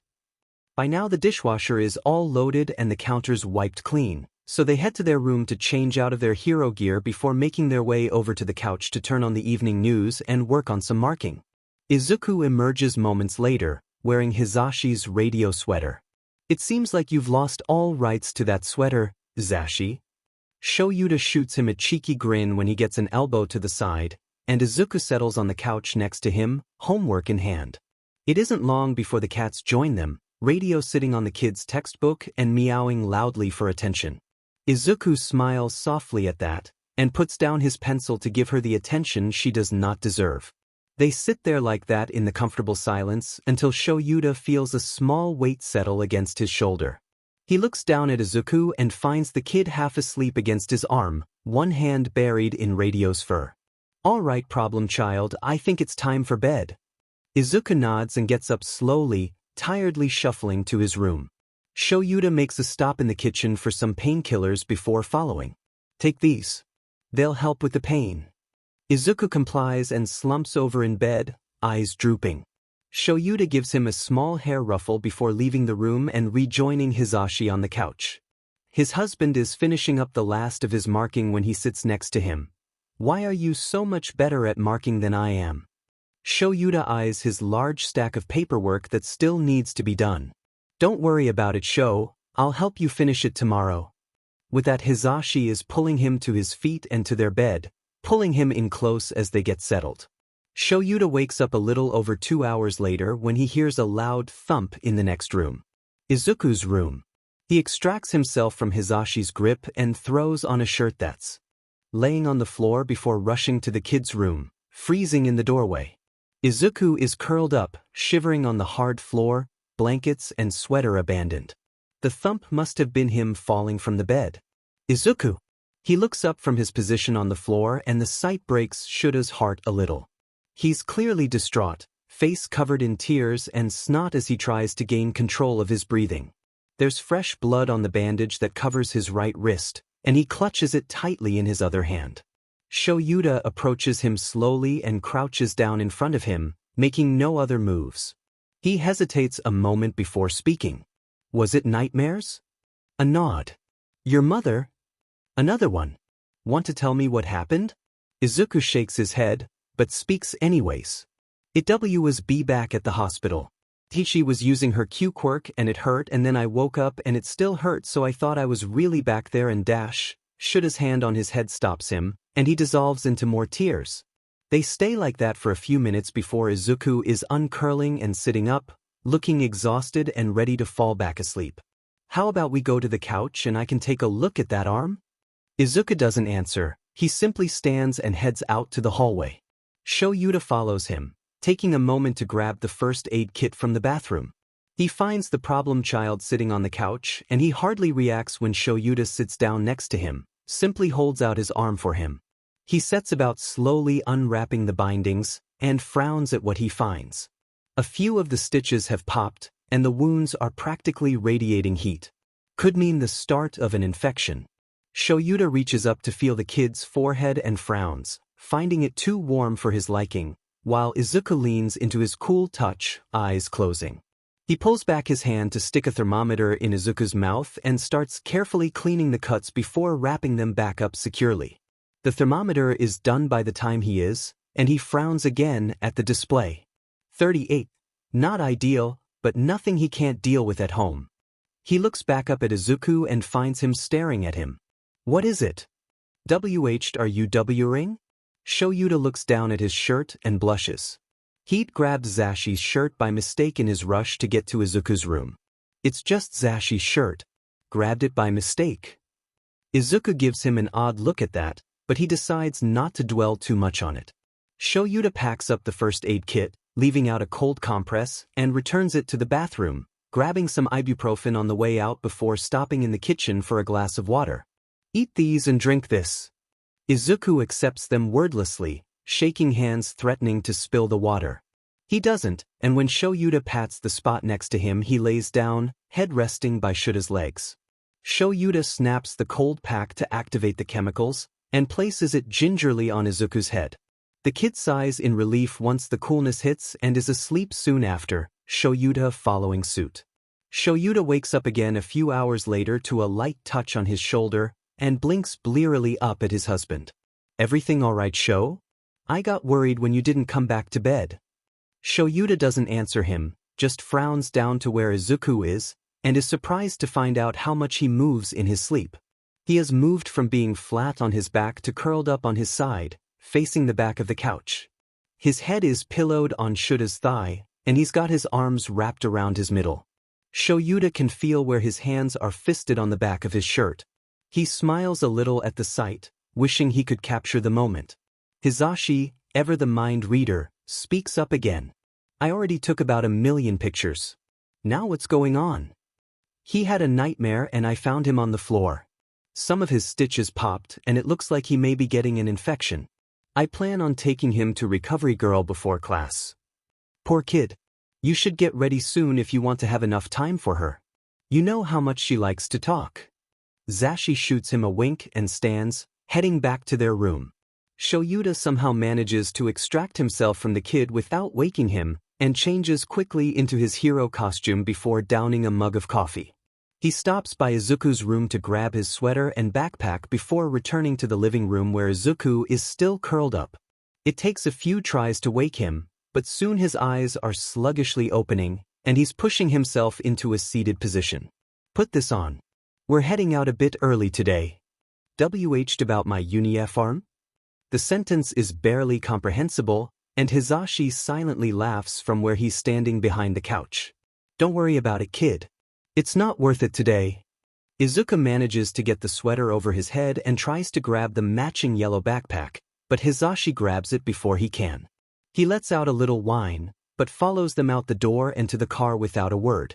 He nearly falls asleep on the way to UA, and they don't even make it through the parking lot before Shoyuta loses his patience. He walks back to the problem child and turns around in front of him before crouching down. "Get on. But Shoyuta. I see can walk. We won't make it inside by lunchtime if I let you walk." Izuku sputters begins him, but still wraps his arms around his neck and climbs on his back. Shoyuta stands and tucks his arms under the kid's legs, not nearly as off balance as he thought he would be at the extra weight. "Jesus, kid. You are way too light." "'S not my fault." It's said so quietly that Shoyuta almost doesn't hear it. He can feel Izuku nuzzling his warm face into the back of his neck as they walk, and he can feel every puff of air that leaves the kid's mouth. He can see Hizashi laughing out of the corner of his eye, and turns his head just in time to catch him take another picture. They pass by far too many heroes on their journey, and he knows the entire staff will hear about this by the time classes start. It doesn't take long to reach the infirmary carrying Izuku, and Recovery Girl simply sighs when she catches sight of them, and gestures towards the nearest bed. Shoyuta is careful as he puts the problem child down, and Izuku releases the death grip he had around his neck. He turns around and pulls up the right sleeve of Izuku's sweater before speaking. "I think his arm's getting infected. He woke up with a fever last night." He carefully doesn't mention the nightmare, and Izuku gives him a grateful look. Recovery Girl doesn't say anything, just pushes him aside and unravels the bandage. It most certainly is. These stitches were done poorly. They'll let anyone with a healing quirk be a doctor nowadays. "Looks like you at least did a good job cleaning it." She cleans his arm again before rewrapping it and turning to her desk to pull out some pills and hand them to Izuku. "These should help with the fever. They may make him more tired though, so I hope you're fine with him passing out in your class, Shoyuta. Of course, there's one other thing we wanted to talk to you about. We believe he's got undiagnosed selective mutism. He has trouble speaking under specific circumstances and described it as his throat locking up and preventing him from talking." "Well, it sounds like you're right, Shoyuta. I'll add it to his file. I suggest you let him rest in the teacher's lounge for the remainder of time before class begins." She walks into her office and closes the door, dismissing them. "Well, Hizashi, I think it's your turn." "My turn to what?" His husband looks a little scared at that. Shoyuta just gestures to the problem child. "You get to carry him this time." Hizashi doesn't even answer, just hands Shoyuta his speaker to free up his neck and walks over to the bed to get the kid onto his back in the same fashion that Shoyuta did earlier. They walk in silence for a few minutes until Izuku decides to speak up, voice muffled by Zashi's jacket. "Hey Zashi." He sounds so tired, and it's surprising he hasn't fallen back asleep yet. "Ya kid. Test this chung around your neck." Noticed Sho, as 1-2. His words are slightly slurred, but they both get the point. Should is almost surprised the kid even noticed them. Almost. "Why don't you pull it out and see?" Hizashi's got the hint of a smile on his face, eager to see Izuku's reaction. He doesn't know why. The kid already knows they're married. Izuku tugs on the chain eagerly, pulling the chain out from where it's tucked into Zashi's shirt. Izuku smiles at the simple ring he finds. "Wedding ring." Shoyuta bets the kid knew already. Izuku sounds more awake now, becoming more comprehensible with his interest. Hizashi nods in place of replying. "Why don't you wear it on your hand? We didn't want to risk breaking them. And it's nice to have something for ourselves that the world doesn't know about." Hizashi is smiling as he says this, and Izuku nods in reply, tucking his face closer to Zashi's neck. It's cute, and Shoyuta knows that he'll be a dead man if he doesn't capture the moment, so he does. Zashi is obsessed with pictures. They don't see a single person until they enter the teacher's lounge, and the only person in there is Ectoplasm, grumbling about some math problem. He doesn't even look up as they enter, just mutters a greeting and refocuses on his work.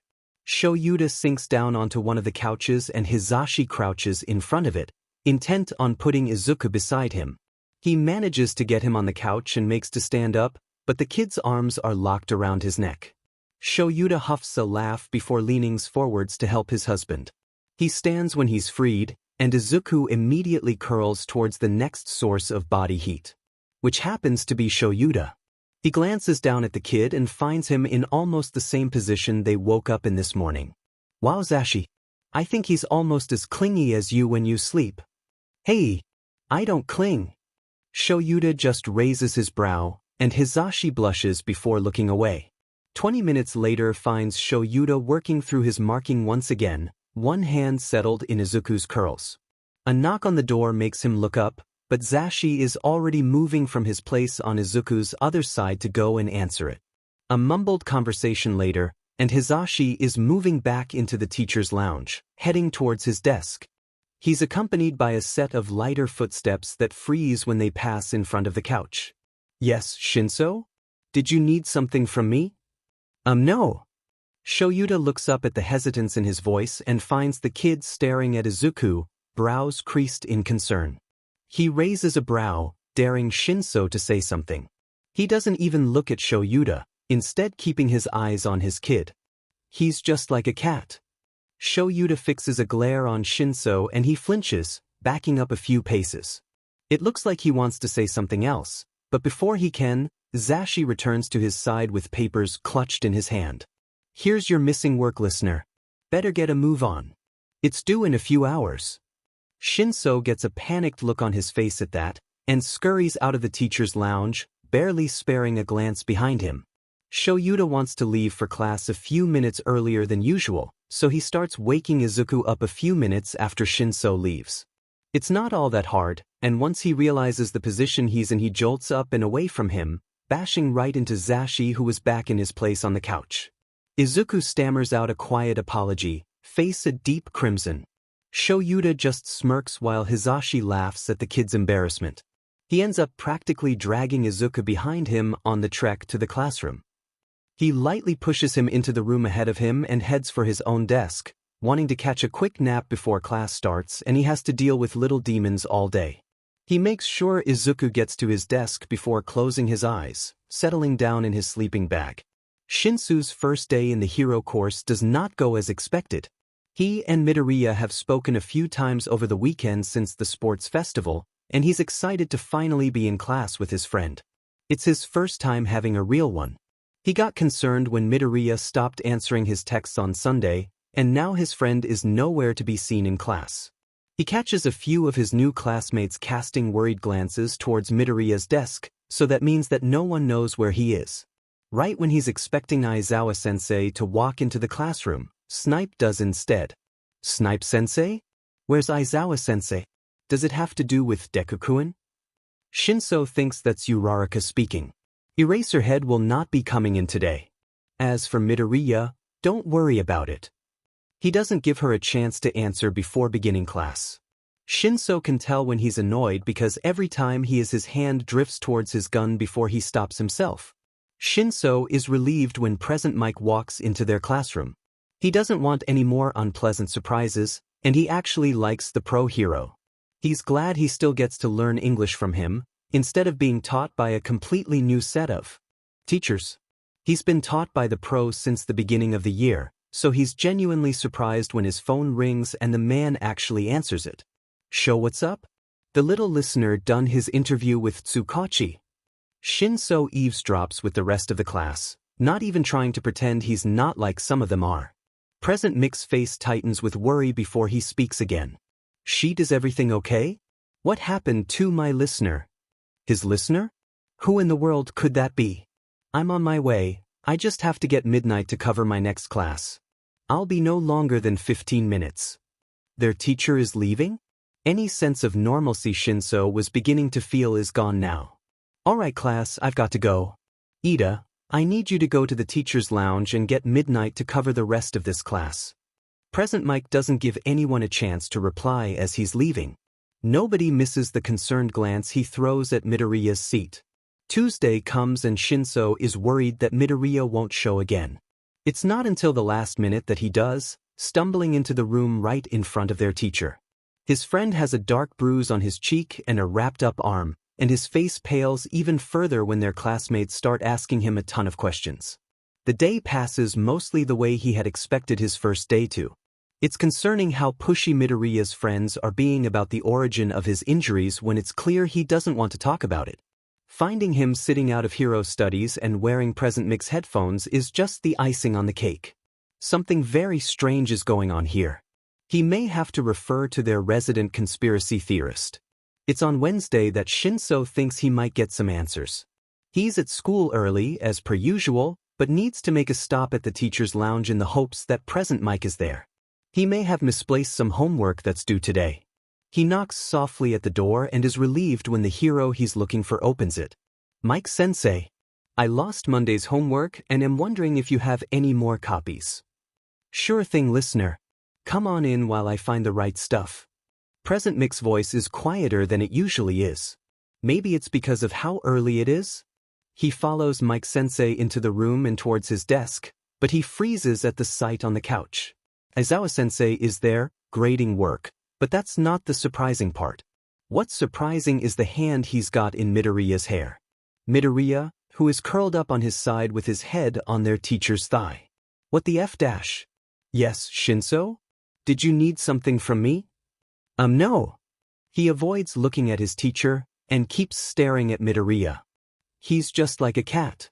Shinsou does look up then, and his teacher looks absolutely terrifying. And he's staring right at him. Shinsou stumbles back a few paces, immediately regretting his comment. He goes to say something, anything, before Present Mike returns and saves him. Here's your missing work, listener. Better get a move on. It's due in a few hours. Shinsou runs at that, needing to escape the teacher's lounge as quickly as possible. Shinsou is not surprised that he's still the first one to homeroom, even with the pit stop at the teacher's lounge. What does surprise him is when Midoriya stumbles in with Aizawa-sensei a few minutes later, wearing a bright sweater that is not a part of the uniform and that he definitely did not take note of when Midoriya was curled up like a cat on their teacher. He looks absolutely terrible. Aizawa-sensei spares Shinsou a glance and he shrinks a little in his seat as the man slips into his sleeping bag, returning his look to Midoriya.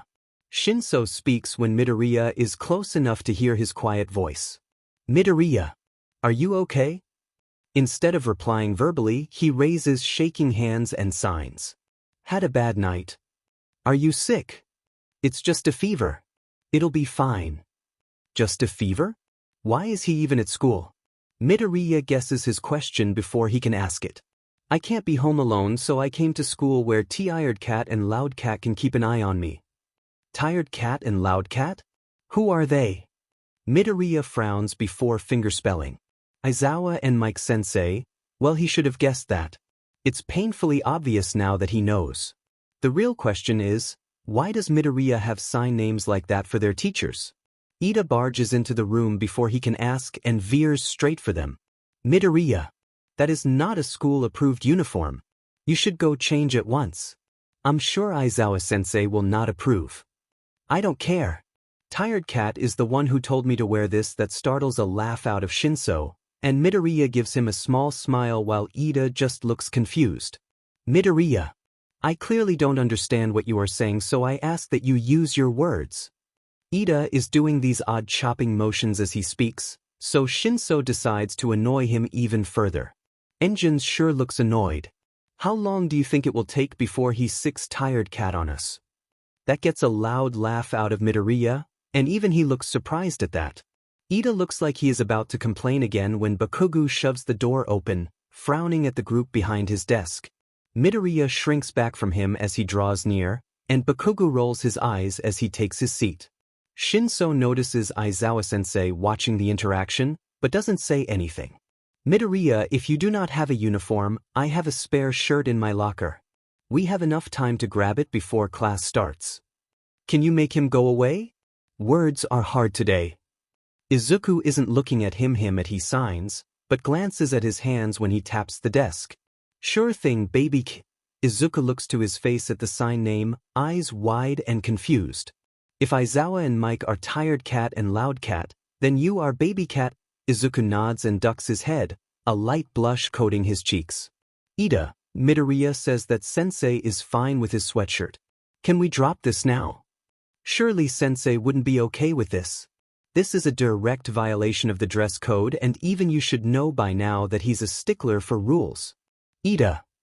And that's Aizawa-sensei, rising from his sleeping bag. Sensei, I'm so sorry about Midoriya, sir. I was just about to make him change.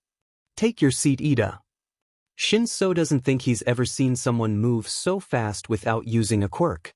Pretty soon after that, the rest of the class is joining them, many stopping to gawk at Midoriya as they enter. They shut their mouths pretty quickly when they notice the look Shinsou gives them. Aizawa-sensei then pulls a move nobody would expect from him. He puts on a movie. It's still an educational one, something about the history of quirks, and the class is assigned an essay for after the movie, but Shinsou is too busy watching Midoriya fall asleep to care. Sensei then pulls another move nobody expects. Instead of curling up in his sleeping bag, he sits, wide awake, and watches the class. Mostly Midoriya. Shinsou catches his eye on one of his glance-arounds and takes a risk. Is Baby Cat okay? His teacher rises a brow at the name, but answers nonetheless. He'll be fine. I'll make sure of it. Reassured, Shinsou returns his gaze to Midoriya, still sound asleep. Midoriya wakes up by the end of the PRD, bleary-eyed and confused. Aizawa-sensei calls Shinsou up to his desk as the bell rings, and he knows this is it. He didn't pay attention, and now he's being kicked from the hero course on his third day. Don't worry about the essay, Shinsou. I know you don't even know the topic. With that, he's gone, and Shinsou is left gaping at the open door. This must be opposite day. There is no way a teacher that strict would exempt him from an assignment. He's heard horror stories about him from his current class. The only explanation is Midoriya. Shinsou turns towards the student in question and grimaces. He is surrounded by classmates wondering loudly about how he got away with wearing that sweater. Midoriya looks uncomfortable, leaning away and frowning at them. Can't they see that he doesn't want to talk? Shinsou storms through the crowd and stands next to Midoriya, who looks at him gratefully. Uraraka had been in his face, going on about how cute the sweater is, and wondering how he got such a limited edition present Mike hoodie. Midoriya is signing at them, asking them to be quiet, but the only other person who would understand is Kuda, and he's avoiding the group like the plague. Smart guy. You think you guys could quiet down? You're making him uncomfortable.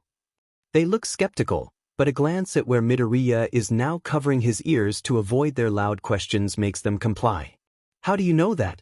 You can't speak for him. Tell him you're fine. And that's the usually soft-spoken Uraraka, looking put out that she's making her friend uncomfortable.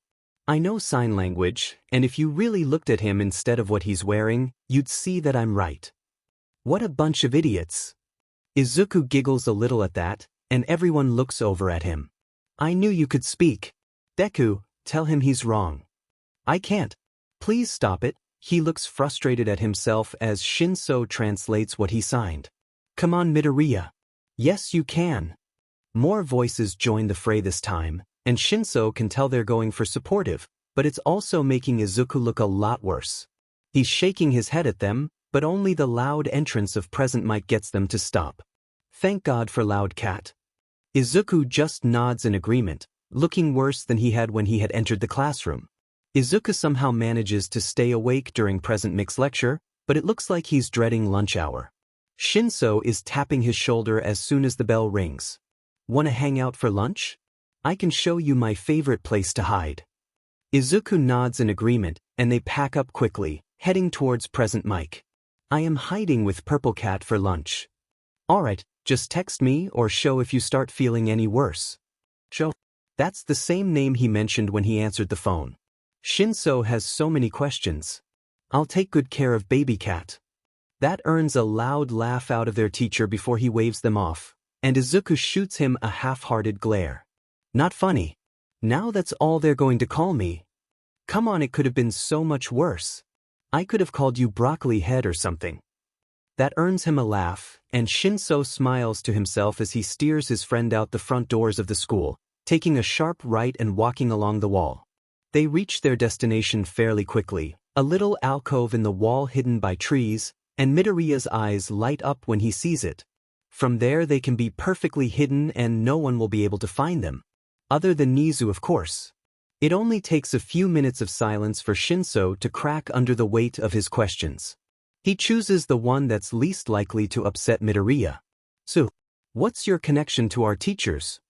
Midoriya stares at him with a small frown and he wonders if he picked the wrong question. My mother has been abusing me for a long time, but it got a lot worse this weekend. I called Tired Cat for help and they saved me. Now I live with them. And while that is not what he was expecting, Shinsou suspects there's a lot more to the story than that, but he won't press. That's already more than he expected to learn. He decides to focus on the less serious part of that sentence. Them? As in Eraserhead and Present Mike? They're together. Is Aizawa a sensei the show that Mike keeps on mentioning? And now Midoriya looks mortified at having outed his guardians? I did not mean to say that. Or sign that. Please don't tell anyone. Don't worry, my lips are sealed. Midoriya gives a relieved sigh and returns to his lunch. He tugs at his sleeve to get his attention and signs again a few minutes later. Hey Shinsou, were you ever bullied for your quirk?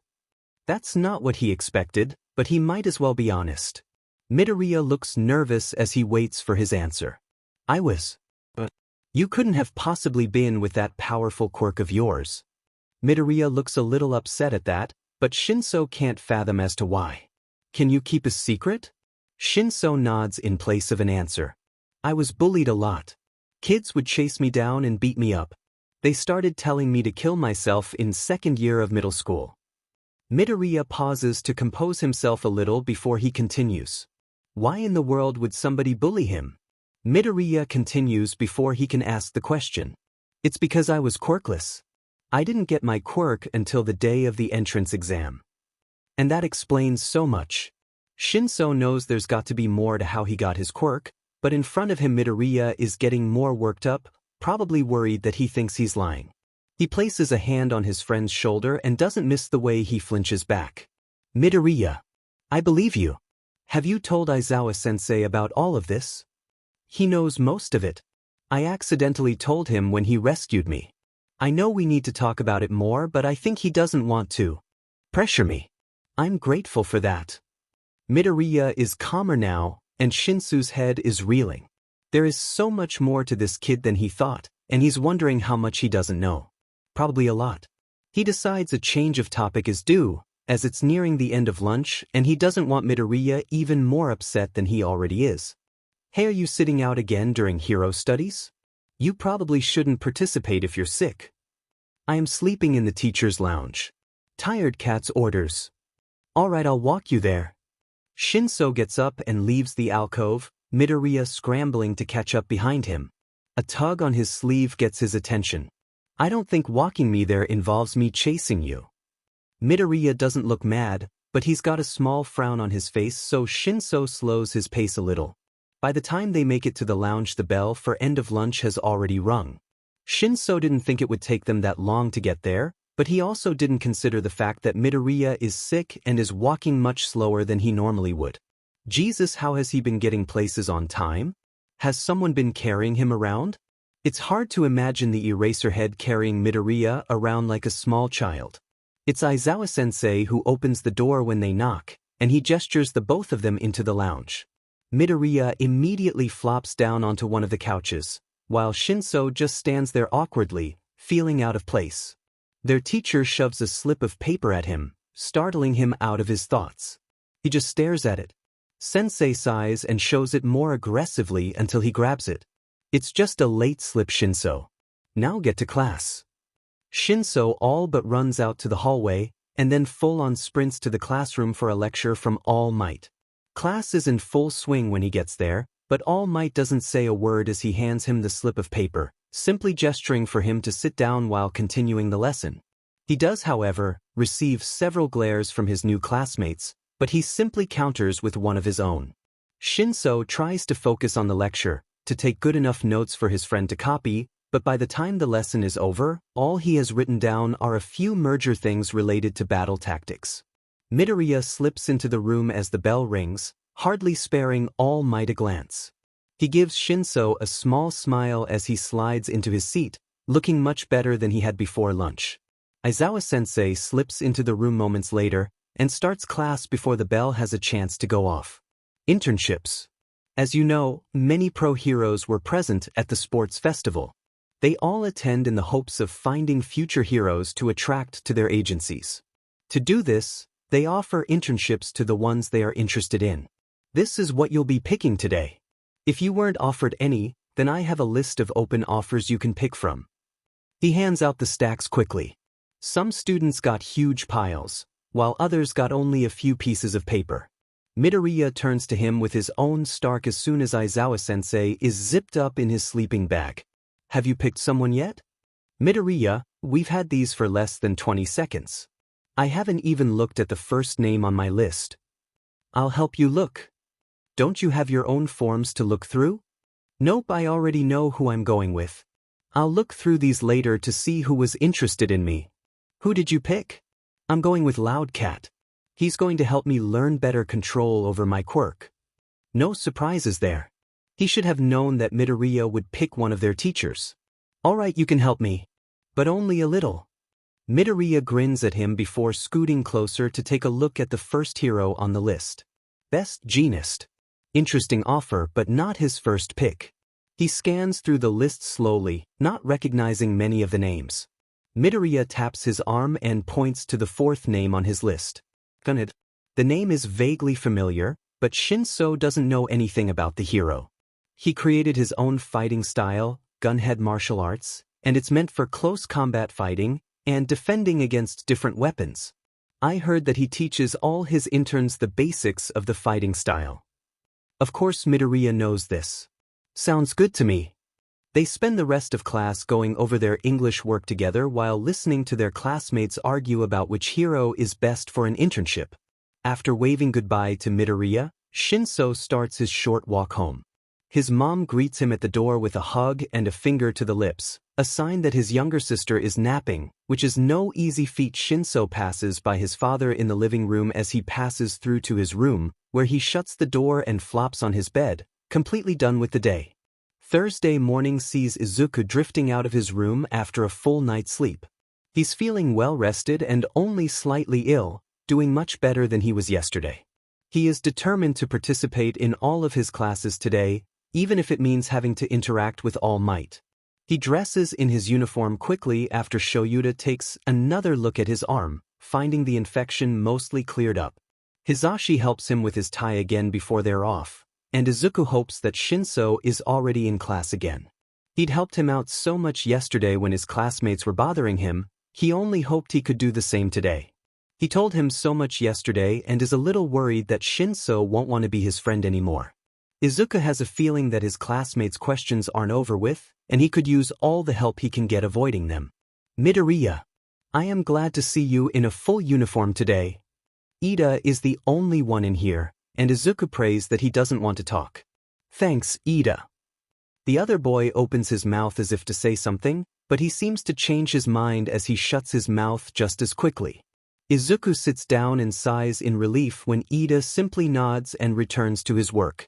Shinsou walks in next, slumping in his chair as he opens his mouth to speak, but he closes it just as quickly, eyes trained on something behind Izuku. He turns around just as Uraraka arrives at his desk. Hey Deku-kun. I'm so sorry about being so pushy yesterday. But you have to understand that we are all worried about you. How about I take you for coffee after school as an apology? He appreciates that she's apologizing. It's actually quite thoughtful of her, but Izuku really doesn't want to hang out after school.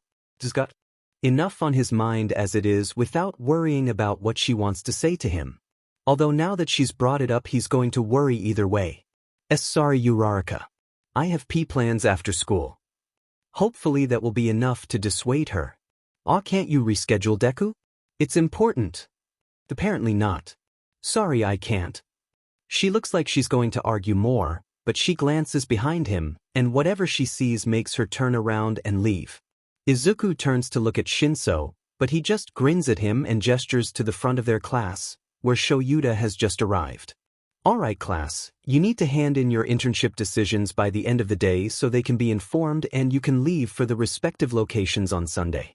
Those of you staying in town will simply meet your pros at their preferred location, while those of you leaving will need to figure out which trains you will be taking and let us know. The cost will be covered by the school as this counts as a school-sanctioned field trip. Anyone with a completed form may hand them in now. He holds his hand out expectantly, and Izuku is the first one to the front, placing the form in his guardian's hand with a small smile before rushing back to his seat. Izuku is pleased to see that most of his classmates are also handing in their forms, and Shoyuta starts his lecture as soon as Todoroki is back in his seat. Izuku keeps up with his first two classes much better than yesterday. He actually stays conscious for one, and he even manages to take detailed notes on the topics. He doesn't even notice that the lunch bell rings until Shinsou is tapping him on the shoulder, an amused look on his face. Cafeteria today? I didn't bring a lunch. Sure Shinsou. Sounds good. And it does. Izuku thinks that nothing sounds better than a normal lunch with his friends. The normality lasts all the way until the last 15 minutes of the lunch PRD when Uraraka taps his shoulder, looking nervous. Can we talk, Deku? Goodbye, good mood. He has a feeling that this isn't going to go well. Sure Uraraka. Lead the way. Izuku follows her out of the loud cafeteria and down a few hallways until they find an empty one, and she stops. Listen Deku. I just wanted to apologize further. I was being totally uncool. I was being so pushy when asking about your injuries. And I plan on chatting with Ida about it too. I'm so sorry. Will you ever forgive me? Oh of course Uraraka. I was just upset because it's so personal, but you apologizing means a lot. Uraraka looks like she's about to hug him, but something changes her mind and she turns away, heading back towards the cafeteria. He follows at a much slower pace, retaking his seat next to Shinsou when he finally arrives. What was that all about? Shinsou looks mildly concerned as he asks the question. She apologized again. Seemed like she felt bad. Shinsou's eyebrows shoot up, but the bell saves Izuku from having to discuss it more. When they arrive in the gym after changing into their hero costumes, Uraraka is already there, and she just shoots them one of her regular smiles before returning to her conversation with Azui. Any strangeness from the past couple days is gone. It seems like their friendship is slowly going back to normal. All Might's arrival drags him out of his thoughts and he tunes in just in time to hear what his plans are for the class.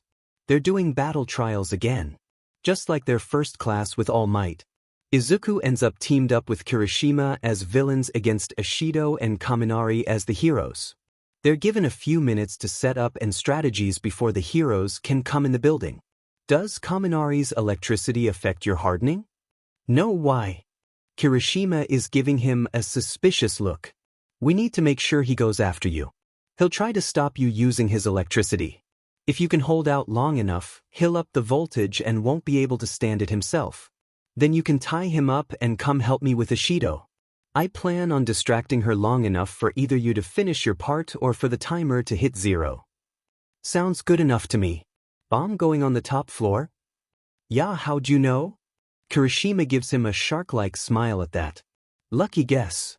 They act out their plan perfectly, Kaminari and Ishido acting just as they predicted they would. Aside from a few scrapes and bruises he got while distracting Ishido, they make it out on top, scoring the only villain victory of the day. Izuku is just leaving the changing room with Kirishima, discussing their trial excitedly when a loud voice interrupts them. Young Midoriya, could I have a moment to speak with you? He does not need this today. Or any day. Didn't show you to tell him not to speak to him? I have to get to C class All Might. Nonsense. I'm sure young Kirishima can tell Aizawa where you are. Kirishima gives him a thoughtful frown before looking to the hero in front of them. Of course I can, All Might. Good luck, Midoriya. With that, Kirishima is gone, leaving Izuku alone with the #1 hero. The only thought that crosses his mind is how sad Shura's going to be when he hears about this. Izuku follows All Might silently into one of the more secluded meeting rooms. As soon as the door shuts behind them, All Might is deflating into his skeletal form before taking a seat on the couch and patting the spot next to him. Izuku takes a seat in the chair across from him, and he winces at the hurt look on All Might's face. Listen, Midoriya. I need to apologize for the incident at the hospital.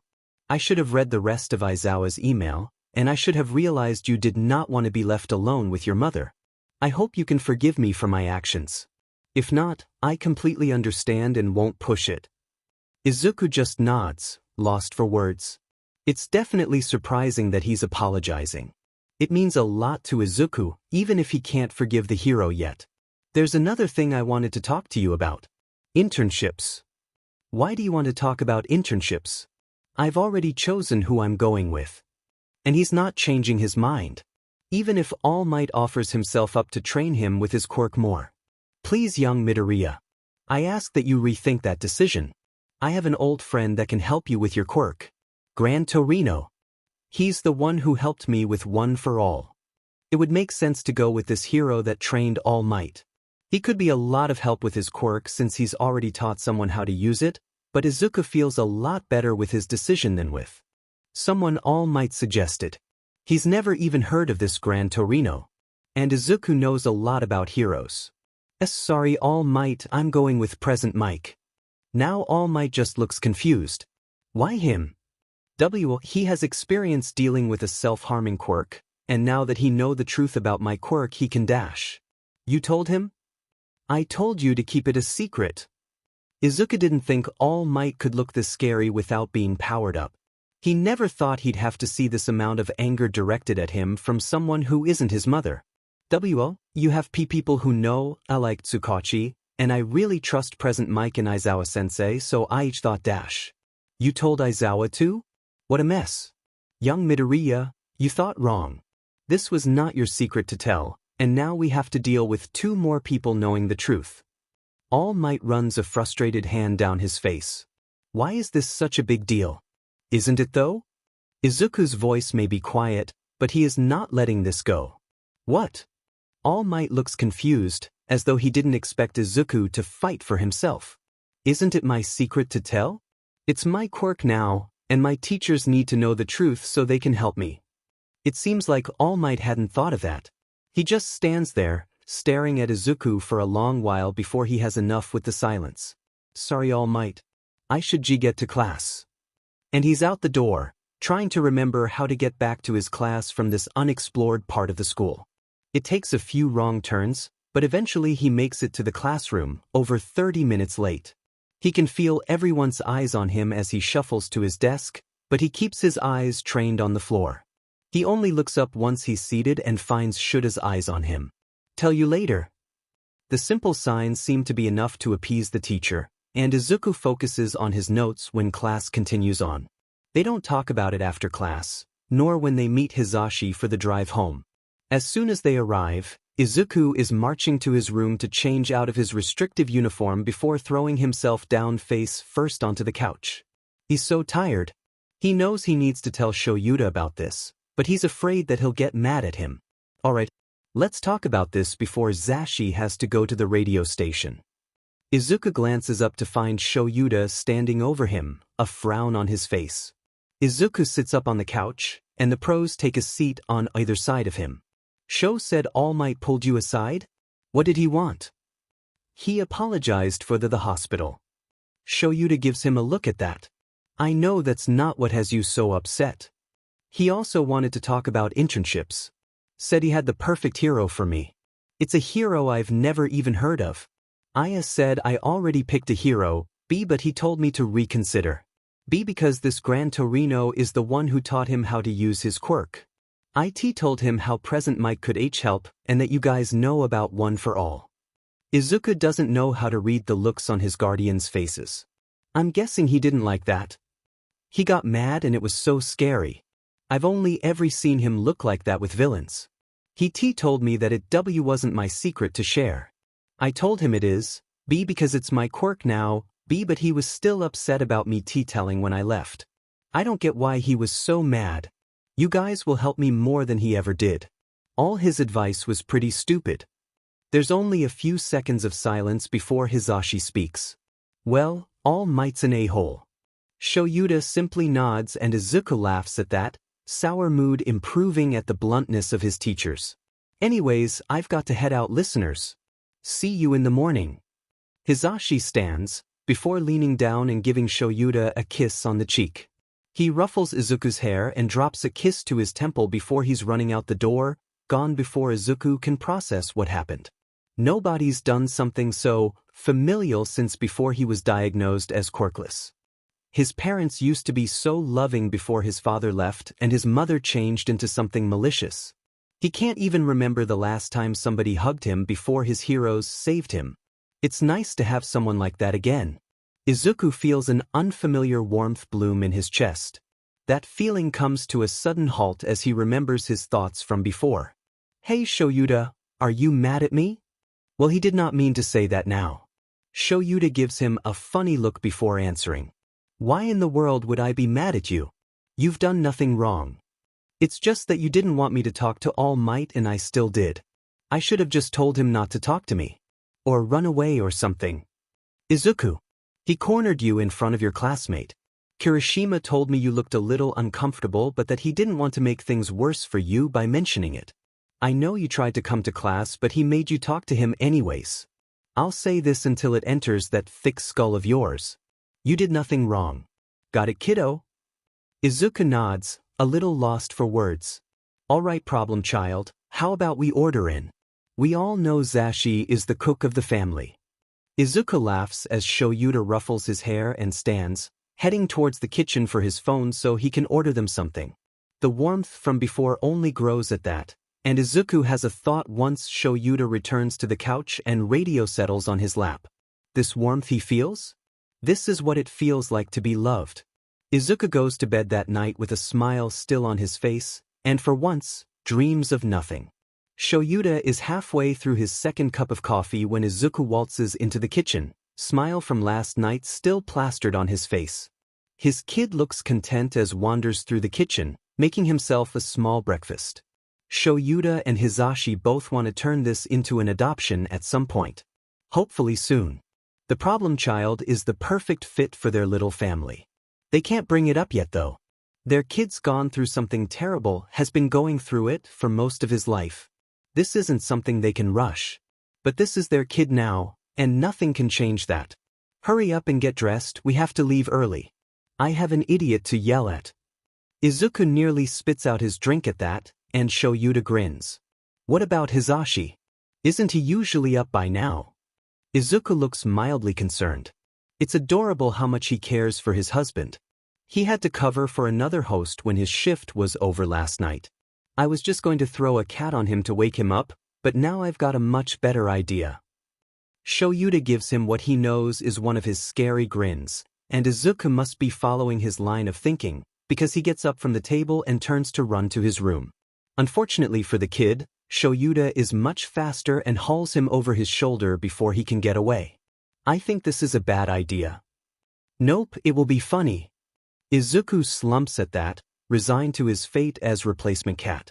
Shoyuta opens his door as silently as he can and creeps over to the Hizashi-sized lump on the bed.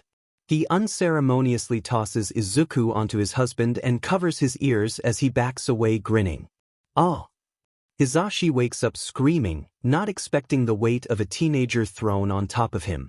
Izuku frantically covers his ears from his spot on the pro hero and Shoyuta takes pity on him, laughing as he uses his quirk to shut his husband up. Thank God they've got soundproofed walls. Hizashi finally realizes who he threw on him when his quirk disappears. He slumps down with a defeated sigh. Shoo, that wasn't very nice. Maybe not, but it was funny. Hizashi lets out an outraged gasp at that, and Izuku bursts out laughing at his antics. No swearing around the baby. It's Izuku's turn to look dramatically outraged at Hizashi's comment as he shoves a pillow on his face. Shoyuta smiles at the scene and pulls his phone out to snap a picture before interrupting them. He pulls Izuku off of Zashi before speaking. Alright, you big babies. Time to get ready for school. He and Hizashi can only watch fondly as Izuku scrambles back to his room to throw his uniform on. They get to school an hour before class is supposed to start, so they all head to the teacher's lounge. Izuku has an aversion to being in class that early. Shoyuta paces impatiently in front of the couch Izuku is sitting on as he waits for All Might to arrive. 20 minutes later he does, and Shoyuta doesn't give him a chance to say anything before he's turning him around and shoving him towards the nearest private meeting room. All Might is smart enough to at least look guilty as he sits under Shuta's glare, waiting for him to say something. Are you an idiot? Aizawa, please. I had to talk to him. You did so when I explicitly asked you not to? When he clearly did not want to talk to you? Well, yes, but it was important. He didn't refuse that much. Any refusal should be enough, All Might. He appreciates you apologizing for the hospital. What he didn't appreciate is you telling him to pick some hero that he's never heard of over someone who he knows can help him with his quirk. He told you about that? When would he have the time to do that? Oh my God. Where exactly do you think he's been living? All Might looks shocked at that, and Shoyuta can't help but to roll his eyes. Well, I assumed he was placed in an orphanage. Like Shoyuta would ever let that happen. You didn't notice that he comes to and leaves school every day with me and Present Mike? Well, yes, but I just thought you took pity on him and decided to give him rides to alleviate some sort of guilt. God, he lives with us, you idiot. Has been since he was released from the hospital. He told us everything you said to him last night. All Might looks slightly mortified at that. He told us how scared he was when you got mad at him. When you yelled at him for spilling your secret. A secret he shouldn't have to keep. You forced him to keep a secret when you had people you told. People he doesn't even know that have knowledge of how he got his quirk. You should have at least told me at the start of the year. As his homeroom teacher, I could have helped him. Actually taught him something instead of whatever you've done that makes him break a bone every time he uses his quirk. All Might is standing now, holding his hands up in the hopes of protecting himself. Aizawa, you don't understand. You know nothing of the danger of more people knowing. Young Midoriya made a mistake in telling you. It's much safer for the both of us with less people in the know. With All for One still out there, it's dash. All for One? Is this some big enemy of yours? Whose new target is now a 15-year-old child. Is this something you've told Izuku? Well, I haven't had the chance to tell him yet. There's no guarantee that All for One will even go after him. I don't want to scare him. Jesus. Newsflash, All Might. You've already scared him. I'll tell him myself if I have to. You should have already told him that he now has a mortal enemy. Probably should have warned him before you passed on your quirk. Aizawa, you can't. All Might looks desperate, and if it were any other situation, Shoyuta would have laughed. Just try and stop me. All Might doesn't move as he leaves the room, and he takes the win. He is going to make All Might tell Izuku everything. He needs to be prepared. It's already almost time for class to begin when Shoyuta leaves his meeting with All Might, so he heads straight for his classroom. Most of his students are already there, thankfully not all crowded around Izuku's desk this time. Only Kirishima is there, and Shoyuta shamelessly listens in on the conversation. Listen, Midoriya. I'm sorry I left you behind yesterday. I could tell how uncomfortable you were, but I didn't do anything. I'm also sorry about how everyone's been bothering you. I'll try to dissuade them as much as I can for you. It's okay, Kirishima. I appreciate that you told Aizawa-sensei why you noticed. And you don't have to worry about the others. They're not our responsibility. Izuku looks relaxed, and Aizawa smiles to himself beneath his scarf as the last of his students scramble in just as the bell rings. Shoyuta sighs as he begins his lecture. This is going to be a long day. Shoyuta was right. The day was long and horrible. And it's only going to get worse. He asked All Might at lunch to meet with them after school and tell them about All for One. Now they're sitting on a couch in the teacher's lounge, Izuku sandwiched in between him and Hizashi, waiting for the hero to arrive. He gets there exactly when he said he would, and sits down across from the trio. He speaks without prompting. All for One is a villain who has lived since the beginning of quirks. His power is the ability to take and give quirks as he wills. The first holder of One for All was his brother, whom was thought to be quirkiness until his brother gave him a stockpiling quirk. One for All realized he could pass on his quirk, and that it would get stronger each time. This can't be going anywhere good. Shoyuta glances at Hizashi and finds a small frown on his face. All for One used his quirk to gain power, and he and his brother became enemies. We believe that he stole a life force quirk along the way, and that's why he's still alive. He has killed every One for All holder before me. Shoyuta can feel the way Izuku tenses beside him on the couch. He places a comforting hand on his shoulder as All Might continues. He's the one that critically injured me and limited my quirk usage. He hasn't been seen since our fight years ago, but we never found his body, so we believe he's still alive. That's very concerning. His kid possibly has a mortal enemy. It seems as though All Might has one more thing to add. Although his quirk is the power to give and take them as he pleases, he has never been able to take One for All. Izuku relaxes a little at that, but Shoyuta knows that's not the end of it. We fear he may find a way around that. As you know, young Midoriya, One for All cannot be taken by force. It can only be given if you are willing. All for One knows this. But the way he was coming after me a few years ago made us think that he found a way around it. And if he has, he will do everything in his power to take yours from you. All Might gets his explanation over with quickly. He seems eager to leave the room. Why didn't you tell me before giving me your quirk? Izuku's got tears in his eyes as he looks up at the number one hero. Would that have made a difference in your decision? I don't know.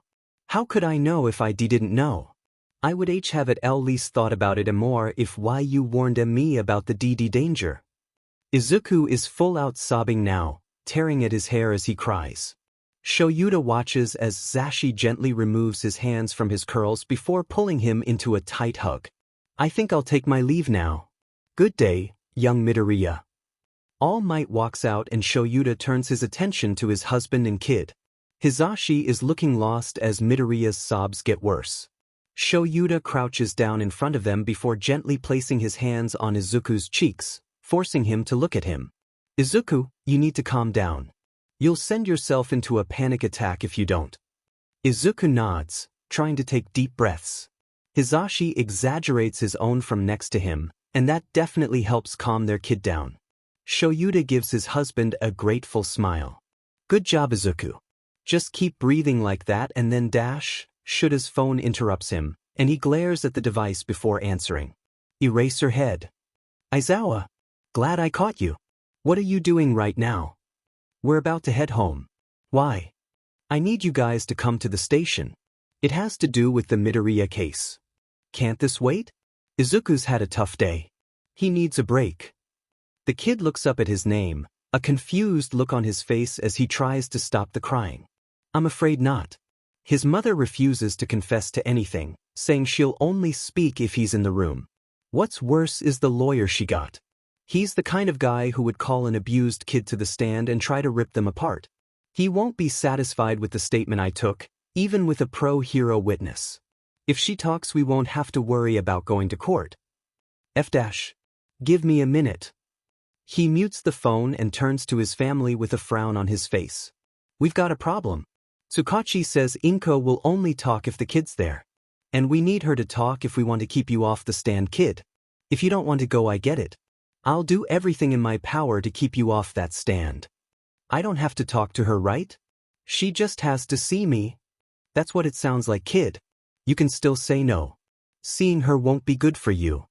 It's going to make a shitty day even shittier. I'll do it. I just want this over. Shoyuta nods at him and unmutes his phone before telling Tsukachi that they're on their way. It's almost 40 minutes later that they're leading a silent Izuku into the station. Tsukachi meets them at the desk and signs them in before leading them to the interrogation rooms. He stops in front of the door and turns to face them. Izuku, you don't have to say anything to her. Do your best to avoid listening to what she's saying. She'll probably say a lot of things just to hurt you. If you get uncomfortable or scared, just tell me and we'll stop the whole thing. I don't want you suffering even more because of her. Izuku nods at the detective in lieu of answering. Shoyuta gives him a grateful smile before speaking. I'm going in with him. He leaves no room for refusal. Tsukachi simply nods his approval and Hizashi turns to Izuku before they're led in. I'll be listening from the other room. Okay, listener. Izuku nods up at him, and Zashi pulls him in for a quick hug before they're being gestured into the room. Midoriya Inko glares at him from where she sits handcuffed to the table. Her lawyer is sitting next to her, and he's got his sleazy eyes on Izuku. Like a predator watching their prey. Shoyuta has the urge to get his kid as far away from the man as he can. Shoyuta and Izuku take seats across from them, while Tsukachi leans against the wall. Deku, sweetheart. I've missed you so much. I can't believe these bad men are keeping me away from you. They better be treating you right. My little boy deserves the best. Her smile is sickly sweet as she stares at Izuku. Ms. Midoriya. We've brought him here, so you better start talking or he leaves right now. Inko frowns at Tsukachi and sighs. Alright. I suppose a deal is a deal. She begins a tale of woe. How her husband left them when he was diagnosed as quirkless, and how everything she did was out of love. Her tale falls apart quickly when she started describing every way she abused Izuku, down to the details of her attack almost a week ago. She's smiling, clearly enjoying what she's putting Izuku through. What she's put him through his entire life. Poor Izuku shrinks down further in his chair at every insult, and he's got a constant stream of tears running down his face. All right, Ms. Midoriya. We will send off a tape of your confession to a judge so they can decide your sentence. Eraserhead, you guys can go. What? He can't leave me. You can't keep him away from me. Inko is jumping from her chair, pulling on her cuffs to get to Izuku. Shoyuta gently grabs his arm and guides him from the room, meeting a tearful Hizashi in the hallway. He crushes Izuku in a hug before leading him to the car. Shoyuta climbs into the back seat with his problem child and comforts him the whole way home. Once they're home, he's guiding Izuku onto the couch while Zashi fetches the cats. He tucks their son under the comfiest blanket they own as he waits for his husband to return, and watches with a heavy heart as Izuku curls up as small as he can. They can only offer small reassurances and gentle touches as comfort while Izuku drifts off to sleep. Izuku is tired. Tired of the feelings his mom dredges up. He'd thought that he'd never have to see her again, but of course she found a way to get one last jab in. It hurt, sitting there and taking all the insults she threw at him with Shoyuta next to him and Hizashi in the next room. So Izuku is tired and hurt and scared. The talk with All Might seemed like a vacation compared to his mother's words, but she hurt him in the past, and the memories will hurt him for a long time, while All for One will hurt him in the future. Of that he has no doubt. Izuku feels like he's cried all he can by the time they make it home. It's nearing 7 o'clock, but Izuku doesn't think he could eat if he wanted to. So he lets himself be guided onto the couch and curls up under the blanket that Shoyuta throws on him, trying to think of absolutely nothing. Tries not to think as Hizashi and Shoyuta sit on either side of him, comforting but not overwhelming. A gentle hand in his hair, and a soothing one on his back are the last things he's aware of before he falls asleep. Izuku wakes up on Saturday curled up on the couch, still in his school uniform. He gets up, hardly aware of his surroundings, and makes his way to the kitchen, where he can hear his guardians talking in hushed voices. A glance at the clock as he sits down at the table tells him that it's only 9 a.m., but that means that Izuku got over 12 hours of uninterrupted, nightmare-free sleep. He can't help but think Shoyuta and Hizashi's proximity helped with that. That and the fact that he must have been more exhausted than he'd originally thought. He looks up and gives Hizashi a small smile as he sets a plate of food in front of him and receives a head pat in return. It's not until Izuku is finished his breakfast that anyone speaks. "Hey listener. Sho and I have got to go out shopping. You want to come with or just hang here with the cats? You could always watch a movie or something." Izuku doesn't think he could bear to be away from them right now. Not after all he went through yesterday. Sitting alone with nothing but his thoughts and the cats to keep him company is the worst idea he can think of right now. "Go with." "Sounds good, buddy. Go and get dressed so we can head out." Hizashi gives him a smile as he wanders out of the kitchen. A glance out his window tells him it's going to be a cold day, so he opts for his favorite present Mike hoodie and a simple pair of jeans. He brushes his teeth quickly, not wanting to make the heroes wait too long. His guardians are wearing things awfully similar to their hero costumes, just lazier and comfier looking. It's not much of a surprise really. They head to a grocery store that Izuku has never heard of, and Hizashi scans his hero license before they enter. He tugs on Shuta's sleeve to get his attention as Hizashi grabs a basket. Heroes only? Heroes and important figures. And rich people. A lot of the more recognizable heroes like Zashi don't want to be bothered on their days off, so they come here where everyone else is after the same thing. Izuku nods at the answer. That lowers the chance of seeing someone he knows significantly. Most of his classmates don't have hero parents, only a few like Todoroki and Ida do. He wanders a bit behind his guardians, taking everything in and only really paying attention when they ask him something. It's in his gazing that he catches sight of him and stops in his tracks, unaware that Hizashi and Shoyuta keep getting further and further away. Todoroki is there, grocery basket in hand, reading the label on some cereal box. Izuku panics and turns around, trying to leave before he's noticed when he crashes into someone and would have fallen if they didn't place a steadying hand on his shoulder. He looks up and up and up and finds the usually scowling face of Endeavor looking down at him with concern. Izuku can feel his face turning a dark shade of red.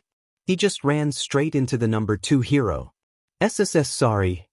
He can hardly manage one word, and it causes Endeavor to frown even deeper. He opens his mouth to speak when a voice calls out behind him. "Midoriya? What are you doing here?" And that's Todoroki, drawn by the commotion of him freaking out at his dad. "Is it shopping?" It comes out as more of a question than an answer. "I didn't know you're related to a pro hero. Who is it?" Izuku freezes at that. What is he supposed to say? "There you are, problem child. Zashi started freaking out when you disappeared." And now Todoroki is staring at Shoyuta, no doubt forming some weird connection in his conspiracy theorist brain. "This one yours eraser?" Endeavor, who is still grasping his shoulder, takes this as his opportunity to finally say something. "Midoriya, what's going on? Why are you here with Aizawa-sensei?" Izuku thinks he could die.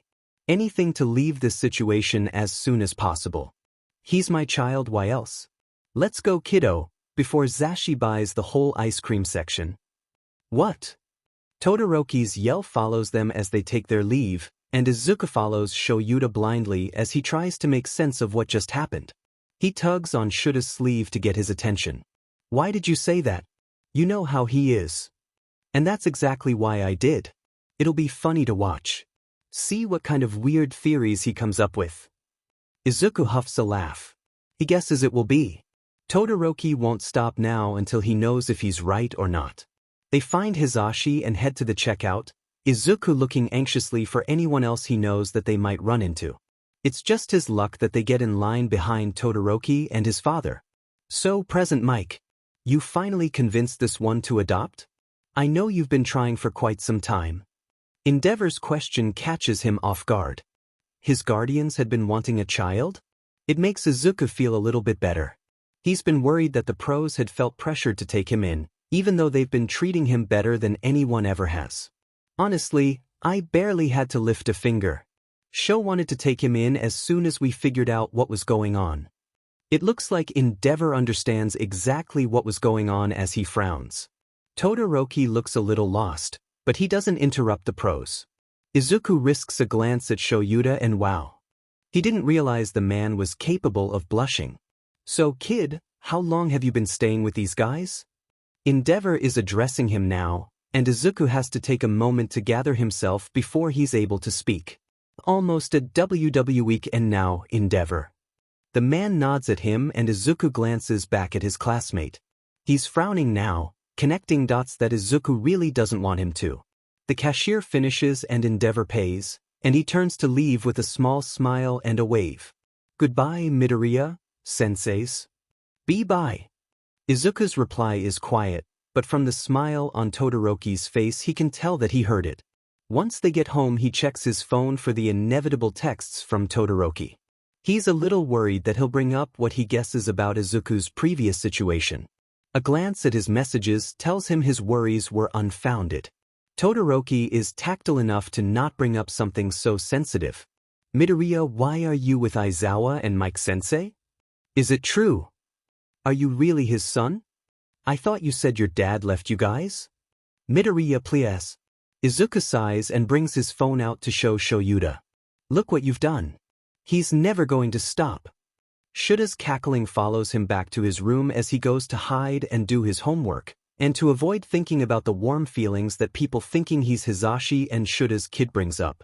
Sunday has them meeting the whole class at the train station as everyone leaves for their internships. Why Izuku had to come, he has no idea. He literally lives with the hero he's interning with. Maybe so that people don't know he lives with his teachers? He walked into the train station with Shoyuta. If nobody's noticed yet, Izuku doubts they will anytime soon. Todoroki keeps giving him funny looks before he hops on his train, but nobody else seems to notice his behavior. Izuku notices how odd Ida is acting as he hops on his train to Hosu. There's something about that doesn't sit right with him. Ida got so many offers from so many cool pros, and yet he chose a small faraway agency. Maybe to get a different experience? Izuku tells himself that he's check in with Ida soon to make sure he's alright. If he's not, then he'll talk to Shoyuta about it. Once everybody's left on their trains, Izuku follows Shoyuta and Hizashi back out to the car, and they drive to UA to use one of the private training rooms. Once there, they get straight to work. Alright, little listener. I've been thinking about your little bone-breaking problem. I think you have the opposite problem than I had when I was training my quirk. I had to learn to focus it all in one place, because otherwise, it would just shoot out in all directions. So I think that you've got to learn to spread the power of your quirk out, instead of having it focused in one place. With me so far? Izuku nods, already thinking about how he could spread out his power. Whatever Hizashi comes up with is surely better than All Might's egg in a microwave analogy. I also think you're trying to use a little too much of the power. Your body is a lot smaller than All Might's, so it would make sense that you can't use the power to its full extent. That makes a lot of sense. Using more power than his body can handle is a good way to keep hurting himself. Why the egg keeps exploding? One more thing before we get started. We've noticed that you try to emulate All Might's fighting style. While punching things to death is what works for him, you've already damaged your arms quite a bit. So I think if you focus on learning different styles, like kicks or something, then we can keep your arms protected and you can have a fighting style that's different from All Might's. I'm going to have Sho help with that. Izuku nods, ready to get started. Hizashi has him stand in the middle of the training room, attempting to spread a portion of his power out. He's trying, but it's so hard. It's always just been there, ready to use when he needed it. Now he has to figure out how to power up his whole body. It takes a while, but eventually he feels the crackle of one for all everywhere. He's sweating and trembling from the exertion, but he tries to maintain the power for as long as possible. He's not even using that much of it, so why is it so hard to maintain? He looks down and notices green pieces of energy across his body. A glance at Hizashi shows him the giant grin on the man's face and he whoops for joy, punching a fist in the air. Unfortunately, he was so focused on his quirk that he's still got it active. The fist he throws up sends a strong blast of air to the ceiling, and the whole thing shudders before the beams where he punched start falling. Directly above him, Izuku freezes and feels a snake of fabric around his middle just before he's yanked back, away from the falling beams. Just in time too. They crush where he had been standing not 3 seconds later. Maybe don't jump for joy with your quirk active. The tense voice of Shoyuta startles him, and Izuku notices the capture scarf still wrapped around his middle. He gives it an experimental tug, but it doesn't budge until Izuku looks at Shoyuta and the man knows he got his point across. He looks down at his arm as Shoyuta removes the capture weapon, expecting to find a mess of broken bones. His arm is completely undamaged. Not even a scratch. It didn't hurt? It comes out as barely a whisper, and Shoyuta leans a little closer before asking him to repeat himself. It didn't hurt. And it's not broken. This is the first time I've used my quirk without breaking anything. See? He shoves his arm into Shuta's face, not caring for personal space. Shoyuta frowns a little at the arm in his face, but the look softens when he sees how excited Izuku is. And he is. He was expecting pain from using his quirk. That's all he's ever experienced with it. Okay, listeners. I say we switch gyms and I will let Cementos know that this one needs to be fixed. Izuku frowns a little at that, feeling guilty about making more work for the pro. They move to the hallway to find a new training room, and it's only then that Izuku notices he's still trembling. He's never used his quirk that much, and focusing it like that took a lot out of him. He's so tired and the day has hardly even started. He has to push through this and make progress with his quirk. As soon as the thought enters his mind, he stumbles into Shoyuta, who gives him a concerned look and pushes him down into a sitting position. Alright, we're taking a break now. But we're in the middle of the hallway, and we each have to keep going. I'm finally making progress. Shoyuta frowns at him and places a hand on his head before speaking. This training won't mean anything if you collapse before the first day is over. The others have had 10 years to work with their quirks and build up resistance. You've had yours for less than a year. We don't need to rush this. We will keep training after internships are over. Your health comes first for us, kid. Got it? No one has ever put him before anything before.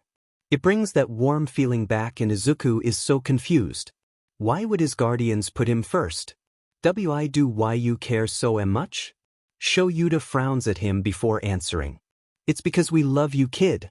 Have we really not told you yet? And now Izuku is crying, completely overwhelmed. And no one has. Shoyuta places a comforting hand on his head while Izuku tries to stop the tears. He knows that when someone says they love you, you're supposed to say it back. But anyone that Izuku have loved has hurt him and left. Deep down he knows that the heroes would never do that to him. He's seen how much they care. But that doesn't get rid of the fear. Only makes it worse, because he cares about them too, and if they left it would completely break him. You don't have to say it back, problem child. Shuta's voice cuts through his worrying, using some sort of sixth sense to guess his thoughts. He ruffles his curls before retracting his hand and standing. How about instead of wearing you out more, we train something else? Your mind. That sounds a lot like homework. Not that Izuku would refuse to do homework. He loves learning all the stuff that he gets to learn in the hero course. Actually, I have something else in mind. I've heard a few rumors about your notebooks. Something about analysis? How in the world Shoyuta heard about those he will never know? I like to analyze hero quirks and the fights they participate in. I did it a lot when I was younger to stay out of the house. I have 13 now. I haven't had the chance to work on them in a while. Nobody ever taught me or anything, so they're not very good. Shoyuta frowns at him before Hizashi butts in. You think we could take a look, listener? They're at home right now. We can go home. We're not doing anything else physical today anyways. Izuku just nods his assent, a little nervous about them seeing his notebooks. He even has notes on his guardians in those. This could go poorly. It does not go poorly. Not at first. Izuku is practically bouncing in his seat while the pros go through every single notebook of his. They keep making positive comments and giving him little changes to make where he either had outdated information or was wrong. Some of them are very old and he was pretty young back when he started. They have less and less changes to make when they make it to the more recent volumes. They pause when they get to number 13 and spot the damage. What happened to this one? Shoyuta looks a little concerned about it, eyeing up the burn marks and water damage. Oh. One of my B bullies used his quirk on my notebook B before throwing it into a pea pond. Then one of H's friends told Me to dash. Izuku cuts himself off, unable to finish. To kill yourself? Shoyuta is blunt, and he sounds upset, so Izuku can't meet their gazes as he nods slowly, tears welling in his eyes. I have to know, listener. How many of those scars are from him? Izuku looks up in shock at that, and his tears make their way down his face. He raises shaking hands to answer, not trusting his voice. When did you see those? In the hospital, when they had to fix your arm. I'm guessing there are more than what we saw. He only gave me a few of them. My back is worse. The other bullies used to push me from behind a lot while using their quirks. Mom was always extra mad those days because I went home with ruined uniforms that she had to replace. She decided to add to the marks while they were still fresh. She just used a knife instead of a quirk. That came later. Izuku doesn't know if his hands are even legible with how much they're shaking now. He can hardly see them through his tears anyways. His hands are still raised to sign, but he has nothing else to say. He didn't mean to say that much in the first place. Warm hands close around his and holds them steady. Izuku blinks away some tears so that he can see a little more clearly, and he finds Hizashi crouched in front of his chair. He's got a sad look on his face and looks close to crying. Izuku hates that he put that look there. He starts crying harder when Hizashi tugs him forward by the hands into his chest, wrapping his arms tightly around him. Izuku grips the back of his jacket as tightly as he can, almost afraid to let go. He has to eventually, so he pulls back reluctantly, scrubbing at his eyes to try and stop the crying. Sorry. Hey. Nothing to be sorry for, problem child. Shoyuta gives him a smile from his position on the floor next to Hizashi. When did he get there? Why don't we take a little break from all this serious stuff and watch a movie or something? J, just a short one. W can't be slacking off. W and my C classmates are all W working hard, Zashi. Hizashi grins, clearly pleased that Izuku used his nickname. He doesn't know why he did. It just felt right. Of course, listener.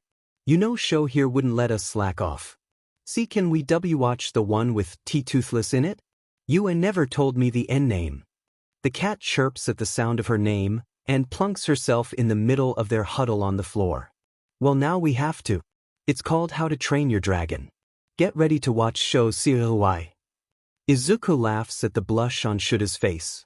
I don't cry, Zashi. Izuku speaks before Hizashi has the chance to. Sure, show. Shoyuta raises his eyebrows at him before speaking again. How could you, Hizashi? You've turned my own son against me. Izuku almost starts crying again when Shoyuta calls him that. His son. It sounds so nice. They sit through the movie and Shoyuta makes fun of Izuku and Hizashi for crying. They don't mention that they noticed how close he got to tearing up near the end. They don't get back to work afterwards. They decide to work on something other than quirk training on the second day of internships. They start the morning focusing on quirkless fighting, trying to find what he's good at. It's hard work, but Izuku finds himself having fun. He's already learning so much, and it's only the second day of internships. They find he's a natural at evasive maneuvers and say it's because he's so small. What Izuku doesn't tell them is that it's because he's had years of practice evading bullies. However, his guardians both have a look in their eyes that tells him they already know. Shoyuta focuses on teaching him every evasive move he can until he's got them drilled into his memory. After a break for lunch, Shoyuta brings out a small bag he'd brought with him to school.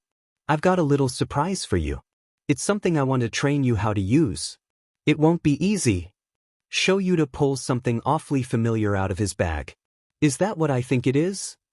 Shoyuta just nods as he hands him a cream-colored scarf, only a few shades darker than his capture weapon. He helps Izuku drape it around his neck and gives him a few demonstrations of the proper arm movements before he let him try, without the scarf at first. When he's satisfied, he lets Izuku try it out, and he somehow manages to trip himself within 4 seconds. Don't worry about it. It took me a long time to get the hang of it. You'll get it much faster because I'm here to teach you. Izuku nods before trying, feeling extra determined. He wants to make Shoyuta proud. An hour later finds him completely tangled up, unsure of how it happened. It takes both Shoyuta and Hizashi to free him. Once he's freed, they take a short break before moving on to quirk training. It goes a little better than yesterday did, and he doesn't break any training rooms. It's late afternoon before they wrap it up. Hizashi decides he should see what a real patrol is like, so he tags along with the hero. They leave, just the two of them, while Shoyuta goes to nap somewhere before he has his own patrol tonight. They walk down the streets in their hero costumes, keeping an eye out for anything and waving at people who recognize Present Mike. My patrols are much different than Eraserhead's. Do you know why? Well, he's an underground hero. So he works mostly at night, and he finds crimes as they're taking place and stops them. You, as a more recognizable hero, act more as a deterrent to crime because you patrol so visibly, but you still stop crimes as they take place. Correct, listener. Although today I chose one of the safer routes that doesn't see much crime, so we shouldn't run into anything today. Izuku nods and returns his focus to the world around them. They keep at it for a few hours before heading home, and thankfully they don't run into any crime. Izuku is grateful for that. He doesn't think he's ready to face another villain so soon. They continue the next day much in the same fashion, Izuku training with Hizashi and Shoyuta for a few hours in the morning, then going out and patrolling for the afternoon. Present Mike has him stay back and watch him stop a few petty criminals, then asks him his observations on the situations and how they were handled. Only once does Izuku have to get involved, and that's when someone decided to go after a hero in training while Present Mike was busy with his buddy. Izuku evaded him and tripped him up, and by that time Hizashi was done with his criminal and he yelled at the man until his ears bled. It's not until the 5th day of internships that Izuku brings Ida up to Shoyuta. He's tried getting in contact with him every day since the train station, but he's just been left on read every time. He finally remembered why Hosu is so important too. It's because of the hero killer stain. He's there right now and he attacked Ida's brother. Usually the other boy is very rational, but he's been acting different ever since the attack on his brother. So Izuku does what he hopes is the right thing and brings it up to Shoyuta one morning over breakfast. If you're so concerned, we can head over there tonight for a patrol and check on him. Really? You're the best. Izuku shoots forwards and hugs the man, then realizes what he did and runs away to hide in his room like a little coward. He spends most of the day distracted, anxiously worrying about Ida, and he can't help the feeling that something's going to go horribly wrong before they can even get there. It makes him sloppy in training, and he can tell that Shoyuta and Hizashi are going a little easier on him today. 6 o'clock finds all three of them on the train in their hero costumes. There aren't many people in the same car as them, and Izuku is grateful. Crowds are annoying. Izuku finds that he was unfortunately right to think that something would happen when a Nomu carrying a hero crashes into their train car. All three of them rush forwards to the scene and the Nomu jumps out, back towards wherever he came from. Janice. Stick with Present Mike. If you get separated, you have permission to use your quirk to protect yourself and others. And Eraserhead is gone, jumping out of the hole in the side of the train to follow the creature. Let's go, listener. He and Hizashi follow suit after checking on the injured pro, heading towards the chaos in the city. There are a few heroes trying to combat the Nomus and protect civilians, but they jump in to help evacuate people anyways. Ida, where'd you go? Izuku whips around and finds Pro Hero Manual calling out for his friend. He must have gone after the hero killer in all the chaos. Zashi, I have to find Ida. I think he's in trouble. Hizashi gives him a calculating look before answering. Call if you get into trouble. Now go help your friend. Izuku nods gratefully, relieved he won't be sneaking off to find Ida. He runs away from the chaos, but feels like he's running to his doom. The hero killer lurks in quiet, back alleyways to attack his victims, and that's exactly where Izuku finds them. Ida and Pro Hero Native are frozen on the ground, the hero killer ready to plunge a sword into his friend. No! Stain pauses in his actions and looks to Izuku. He starts ranting some nonsense about true heroes and how all might is the best. Izuku doesn't pay much attention on what he's saying, slipping his hand behind his back to send out his location to everyone in his contacts, in the hopes that someone will get here on time. He knows that he cannot handle this on his own. He refocuses just as Stain is lunging for him, and he barely dodges the blade in time. Stain keeps attacking, and it takes all of Izuku's skill to avoid being cut. Ida starts yelling at him to leave, saying that this isn't Izuku's problem, and that's just enough of a distraction for Stain to nick his cheek with his blade, and he watches in horror and disgust as the man brings the blade up to his lips and licks his blood off. Izuku drops, all mobility cut off. He can't move anything, and starts to panic a little as he sees Stain walk closer to him. There's a boot in his side and it pushes him onto his back, and Stain is there, standing over him, tapping his sword against Izuku's chest. I might just let you live, little hero. Coming to save your friend, trying even though he told you to leave. Seems like you've got the makings of a true hero. And with that, Stain is walking away, back towards Ida, and Izuku can't even turn his head to see what's happening. No. Stop it. He's just a student. Please don't kill him. Izuku continues his mantra mindlessly, tears falling from his eyes as he can do nothing but listen to Stain's footsteps from his position on the ground. God, don't you ever shut up? Maybe I'll kill you anyways. Make your friend watch so he knows it's all his fault. Stain is back in his peripherals now, sword dangling lazily in his hand. There's a chill in the air as he lifts his sword, only to be knocked back by a slab of ice. Can't you be a little more specific, Janice? I was almost too late. Midoriya sighs in relief at the sound of Todoroki's voice. He hadn't even known his friend was in Hosu. Oh great. Another false hero. Let's see if you fare any better. At that, Stain is lunging towards his friend, and Izuku is struggling, trying to will his muscles to move. He can hardly see what's happening, only able to move his eyes. His finger twitches. A few more minutes and he can move again, though Ida and Native are still immobile on the ground. Maybe something to do with blood type? Izuku moves as quietly as he can towards the fight and powers up one for all. He aims the kick he's practiced the most at the back of Stain's head, but the man moves at the last second. His foot still makes contact, catching him in the shoulder and pushing him away from Todoroki. They work together then, trying to use what they know of each other's quirks to make it work. It doesn't. Izuku has gotten faster. Spreading his quirk through his body has allowed him to gain some speed. However, Todoroki doesn't know that, and manages to catch Izuku with his fire, burning through part of his costume before he can put it out. They're a little more cautious after that, but it's only a matter of time before they slip up. And they do so spectacularly. Izuku is moving far faster than anyone should on ice, and he slips, careening towards his friend. Todoroki shoves himself out of the way and right towards Stain, who gives him a long slice up the arm. Todoroki collapses as the man swallows his blood, and then it's just Izuku against a serial killer. He's getting tired. He's been using his quirk far too much.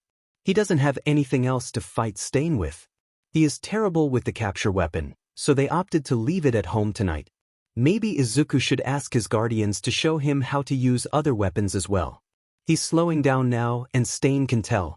He's basically playing with him at this point. Izuku trips up and falls to the ground, and Stain is there, pushing his sword into his thigh until Izuku can feel it pierce the skin on the other side, and he's screaming himself hoarse at the pain. It's agonizing. The man takes his time pulling his sword out, intent on causing Izuku the most pain he can. He hasn't liked his blood yet, but Izuku still feels paralyzed. He's crying now, and all he can manage to do is groan at the pain.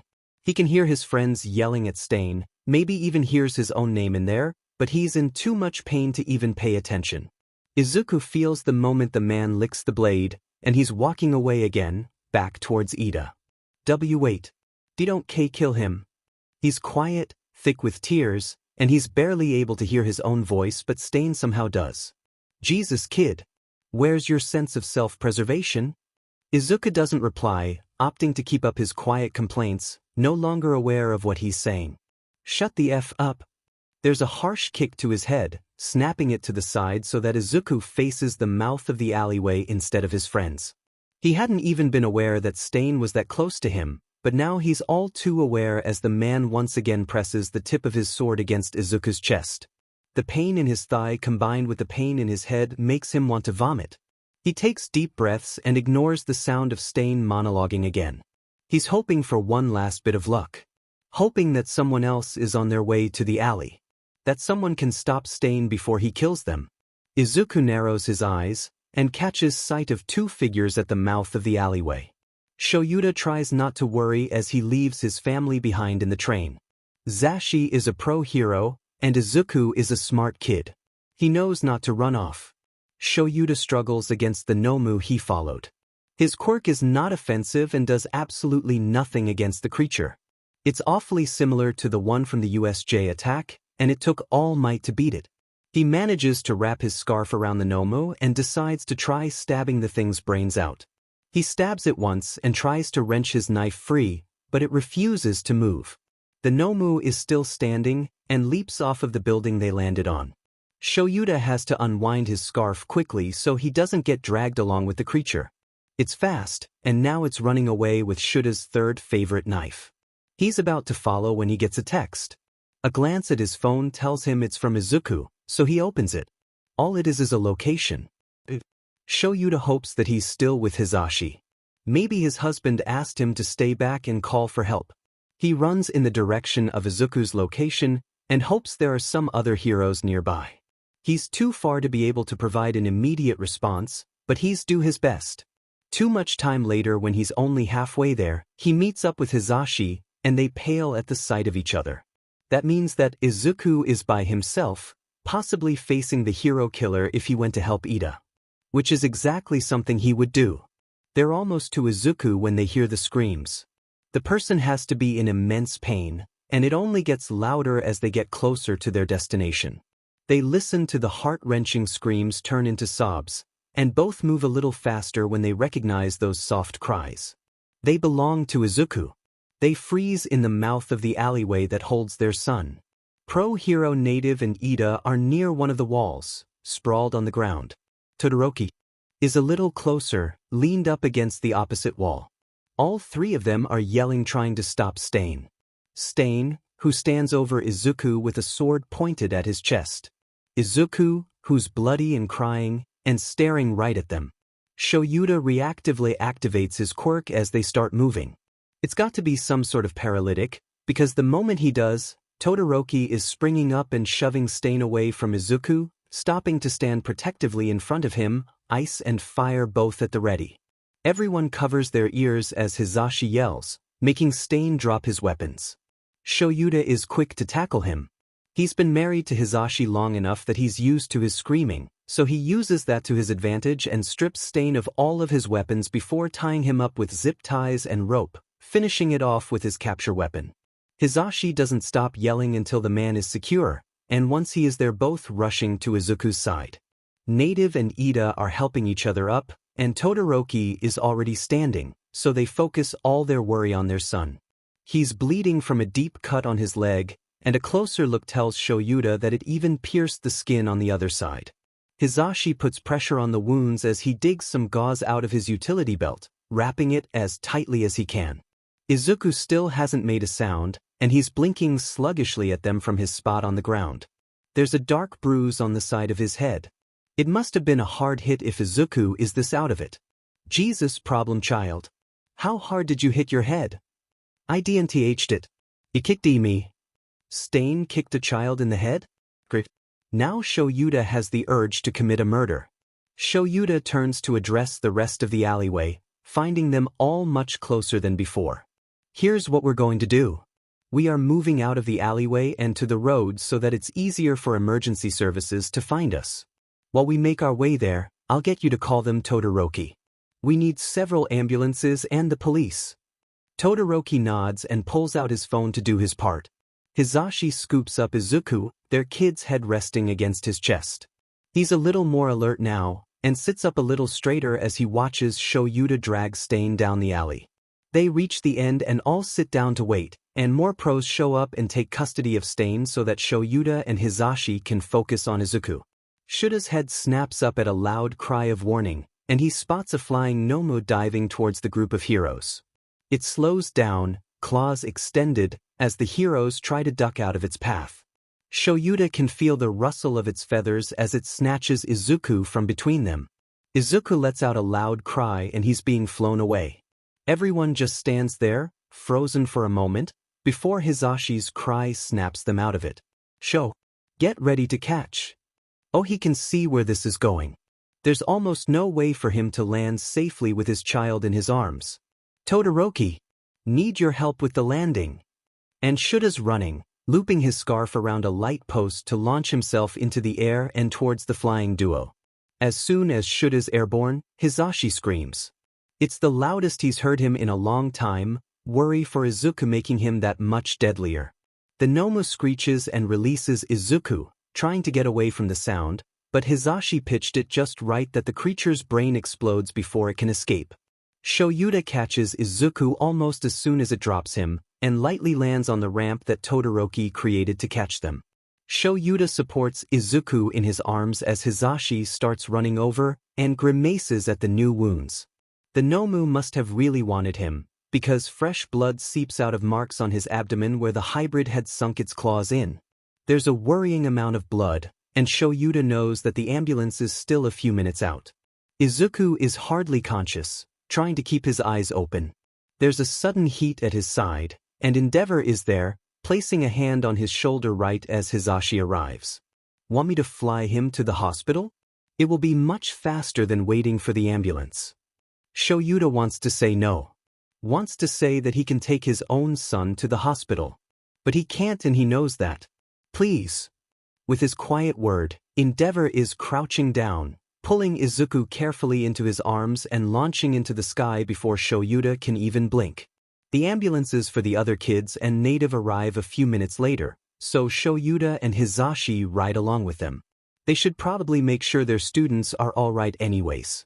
They find Endeavor waiting for them at the entrance, and he's quick to give them an update while his own son gets checked out. They're stitching him up now. Most of the wounds were pretty clean, and miraculously, nothing was damaged in his thigh where his worst cut was. It seems as though Stain didn't want to cause him permanent damage. Nothing was bad enough to require surgery, just lots of stitches. They say anything about the head wound? Endeavor grimaces a little at the question. It's a bad concussion. He'll be fine, just a little messed up for a few days. While that's not ideal, it's something they can manage. Shoyuta nods his thanks to Endeavor and the man leaves to find his son. Shoyuta turns around and finds Hizashi with a frown on his face, worry creasing his brow. While they know that Izuku will be fine, it's hard finding someone in the position they did. Especially their son.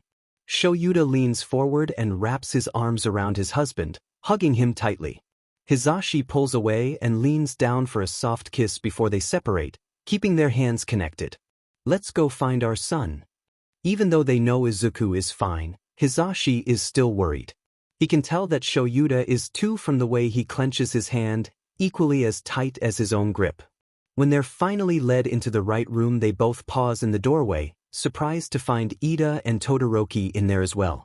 Aizawa-sensei? What are you guys doing here? Ida notices them first, but doesn't say anything of how their hands are still clenched together. At the sound of his friend's voice, Izuku turns from where he was gazing out the window and stares at them. Nobody moves for a moment, and then Izuku is letting out a small sob as he pushes himself out of bed. Hizashi is moving forward at the same time, dragging Shoyuta with him, and makes it in time to catch Izuku when he falls.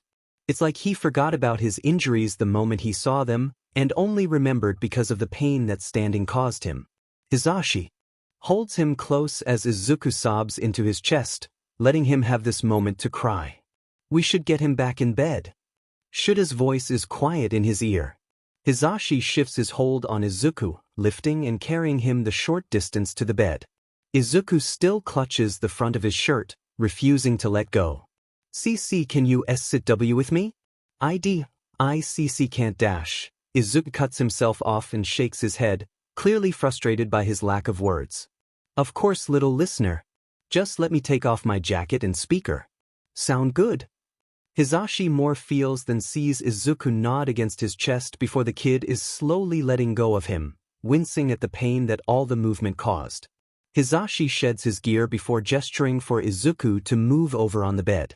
The listener's eyes light up with glee and he moves over quickly, frowning down at his left leg when it doesn't move like he wanted it to. Do you think it will scar?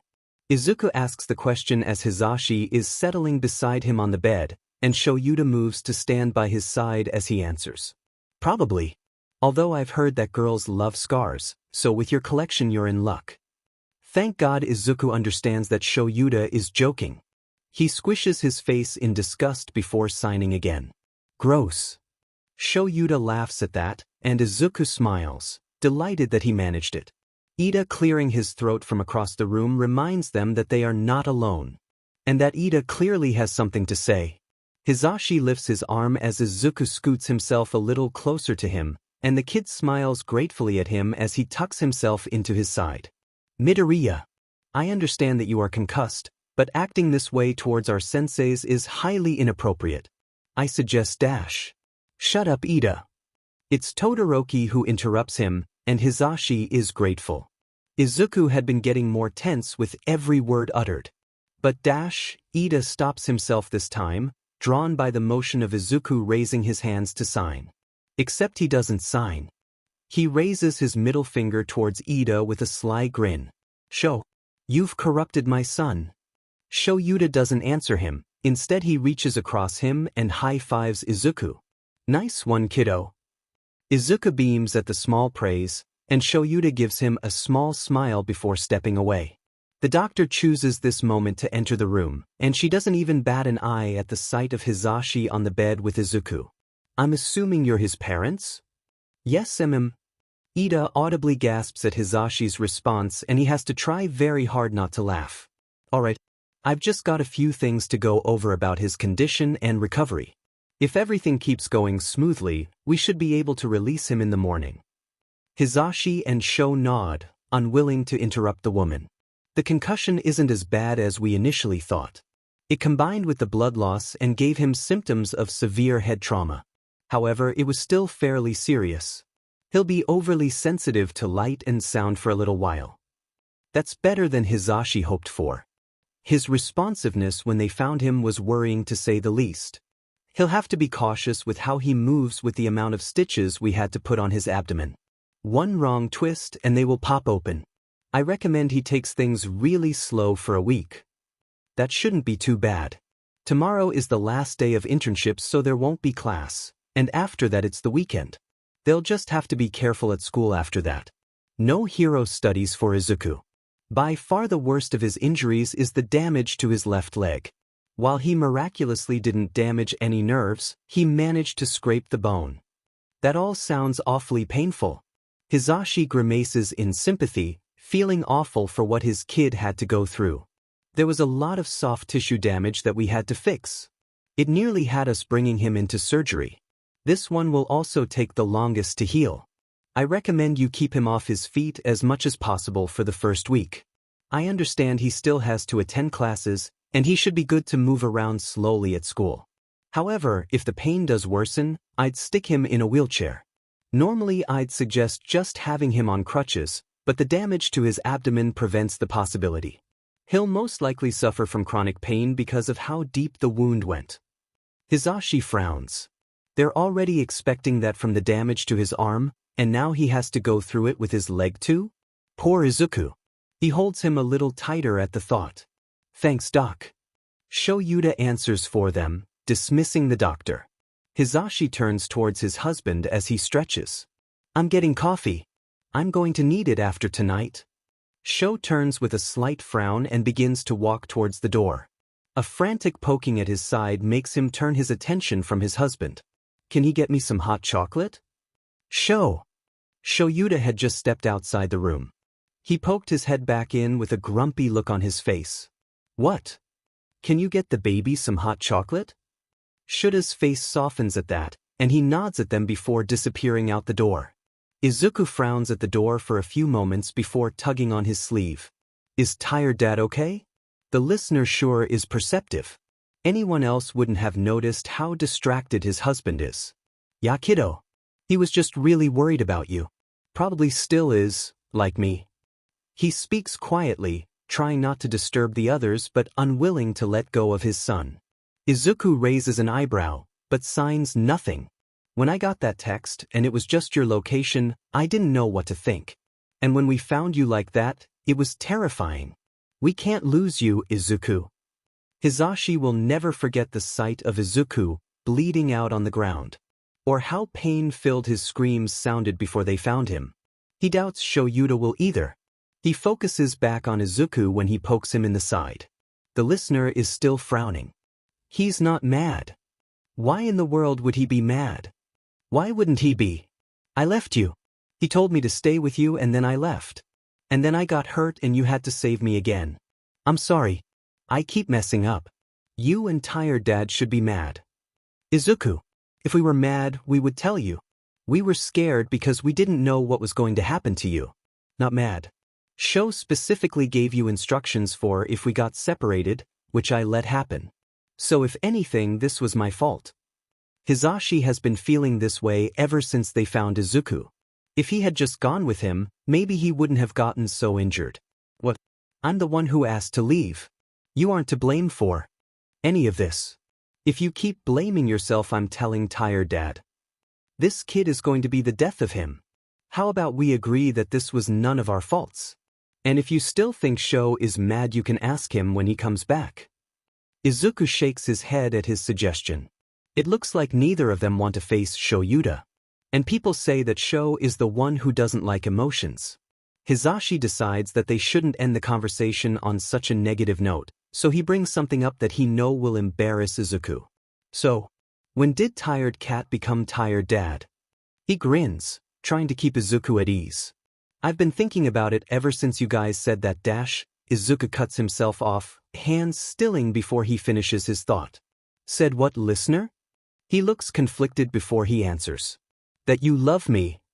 Izuku won't meet his eyes, opting to stare at the bed sheets instead. He looks uncertain, like he's worried they're going to take it back. Izuku, look at me. It takes a few moments before he does, and Hizashi finds a trace of fear in his eyes. We meant every word we said. We will say it as many times as we need to get it through that thick skull of yours. We love you, Izuku. Nothing is going to change that. Izuku nods a little tearfully, and he's not sure if he got his point across or not. So, if Sho has become Tired Dad, does that mean I'm now Loud Dad? Izuku looks a little panicked at this. Only if you want. It's just, you guys are so nice and act like I think good dads would. But I'm not ready to say it out loud, so I changed your sign names. I'll change them back if you don't like it.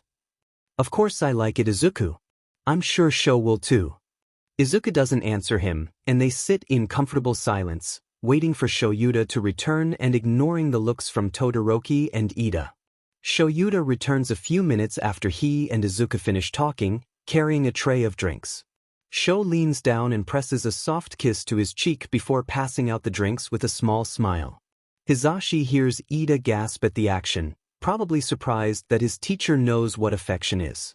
Tea for the husband, and hot chocolate for the baby. Instead of objecting to the name like he has in the past, Izuku raises slightly trembling hands to sign. Thank you, Tired Dad. Shuta's eyebrows go up at the name, but he doesn't say anything.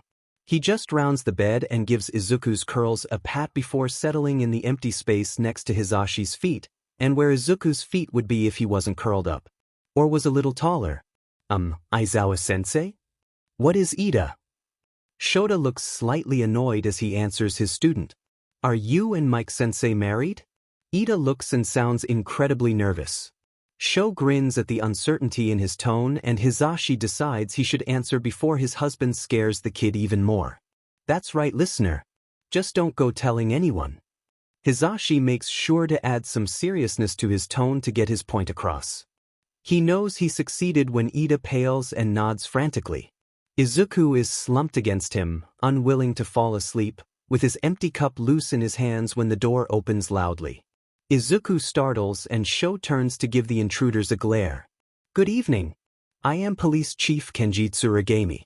I believe some of you have met Pro Hero Manual. We are here to discuss the fallout from the events of earlier tonight. Manual nods at them from beside Tsuragami, but no one says a word. The chief takes this as his cue to continue. I understand that you students were a big help in stopping the hero killer, and for that I thank you. This man gave everyone a lot of trouble, so it's a relief to finally have him off the streets. Ida frowns, clearly disagreeing with the sentiment. A lot of trouble is an understatement. I've been told that one of you was given permission to use your quirk, but that means that the other two did so illegally. Todoroki opens his mouth to argue, but it clamps shut just as quickly at Shuta's harsh look. We are willing to overlook the illegal quirk usage and give the credit to Pro Heroes Eraserhead and Present Mike. We can even go as far as to say they were aided by internship students, because one of you had permission. That's not too bad. Hizashi was expecting the kids to get in trouble. Are you all in agreement? I must release a statement soon. What would happen if you credited us? Todoroki's question is not unexpected. Well, we would be required to release the fact that you used your quirks illegally, even if you were protecting your friends. Then we would have to charge you, because no one is above the law. Todoroki is frowning now, clearly unhappy with the decision they have to make. I, for one, am more than happy to leave the credit to our teachers. They did come and save us in the end after all. If they didn't, none of us would be here now. Ida is more subdued than usual, but he makes a good point. It seems everyone else in the room agrees, so Chief Tsuragami leaves without another word. Izuku sighs as soon as he leaves the room. The listener looks exhausted as he moves to lay down on the bed, curled up right next to Hizashi. He's finally relaxing when Ida speaks up again. Midoriya, I am curious to know when you moved in with our senseis. As I recall, you said at the beginning of the year that you lived with your mother. Ida is speaking softer than usual, realizing the sensitive nature of the topic. He's not being unkind, just curious. Hizashi hopes that Izuku notices this as well. His kid taps his thigh and holds up his hands to sign, so Hizashi translates for him. He says he doesn't want to talk about it, and to shut up because he's trying to sleep. Todoroki snorts at that, while Ida simply frowns. Ida and Todoroki go to sleep soon after, while Izuku lays, wide awake at his side. He's flinching every so often, and Shoyuta keeps giving him worried glances from his spot at the foot of the bed. It takes a particularly hard flinch, one that has Izuku wincing in pain and holding Hizashi's leg for dear life, that he finally realizes what's going on. The flinch came after a particularly loud noise outside the room, likely a nurse dropping something. He flashes back to the last time they sat with Izuku in the hospital and remembers him signing that it was too loud. I'm an idiot. Sho glances at him wearily as he pulls off his own headphones and slides them onto Izuku's head. The kid relaxes immediately, falling asleep in just a few minutes. I can't believe I forgot. Last time it took him forever to fall asleep because of the noise in the hospital. At least you remembered. Hizashi glances up at Sho and catches a fond expression on his face as he watches the two of them. Do you think he'll be okay after this? Hizashi doesn't want to be that paranoid parent, but he's worried. Izuku has already been through so much. I'm not sure. But what I am sure of is that we'll support him through it all. Hizashi gives his husband a soft smile at that. Sho always knows the right thing to say. Friday morning comes and Hizashi is tired. None of them had a good sleep last night. Izuku woke up frequently from nightmares, and some of them took both him and Shoyuta to calm the kid down. He's surprised that Ida and Todoroki slept through it all. Hizashi hopes it's just the stress of being in the hospital in an unfamiliar place that is making them so bad. Shoyuta groans from his position on the floor. He stands, still wrapped up in his sleeping bag, and moves over to a chair, probably to wait for a nurse to come in with discharge papers. Hizashi glances down at Izuku and finds him dead to the world, exhaustion from last night finally letting him rest peacefully, at least for the last few hours. It's only 20 minutes later when a nurse comes in, carrying discharge papers for all of the students. Apparently he and Shoyuta would have to get them all home. Ida and Todoroki have woken up, and they're already packing their meager belongings, eager to get home. Hizashi is reluctant to wake Izuku up, but he'll rest better at home with the cats anyways, so the sooner he gets up, the sooner they can leave. Hizashi pulls his headphones off gently and places a hand on his shoulder to nudge him awake. It's surprisingly easy, and it leaves Hizashi wondering if he was really sleeping anymore, or just taking a few more moments of rest before he has to move again. Izuku sits up with a groan of pain, taking a moment to orient himself. "You able to walk, problem child?" Izuku takes a moment to think about it before he finds his words. "I think so." He rises slowly from the bed, and Hizashi keeps a hand nearby in case he stumbles. He doesn't, and the moment he's standing, Todoroki emerges from the washroom, wearing his hero uniform. Ida sits patiently on the end of his bed wearing his own.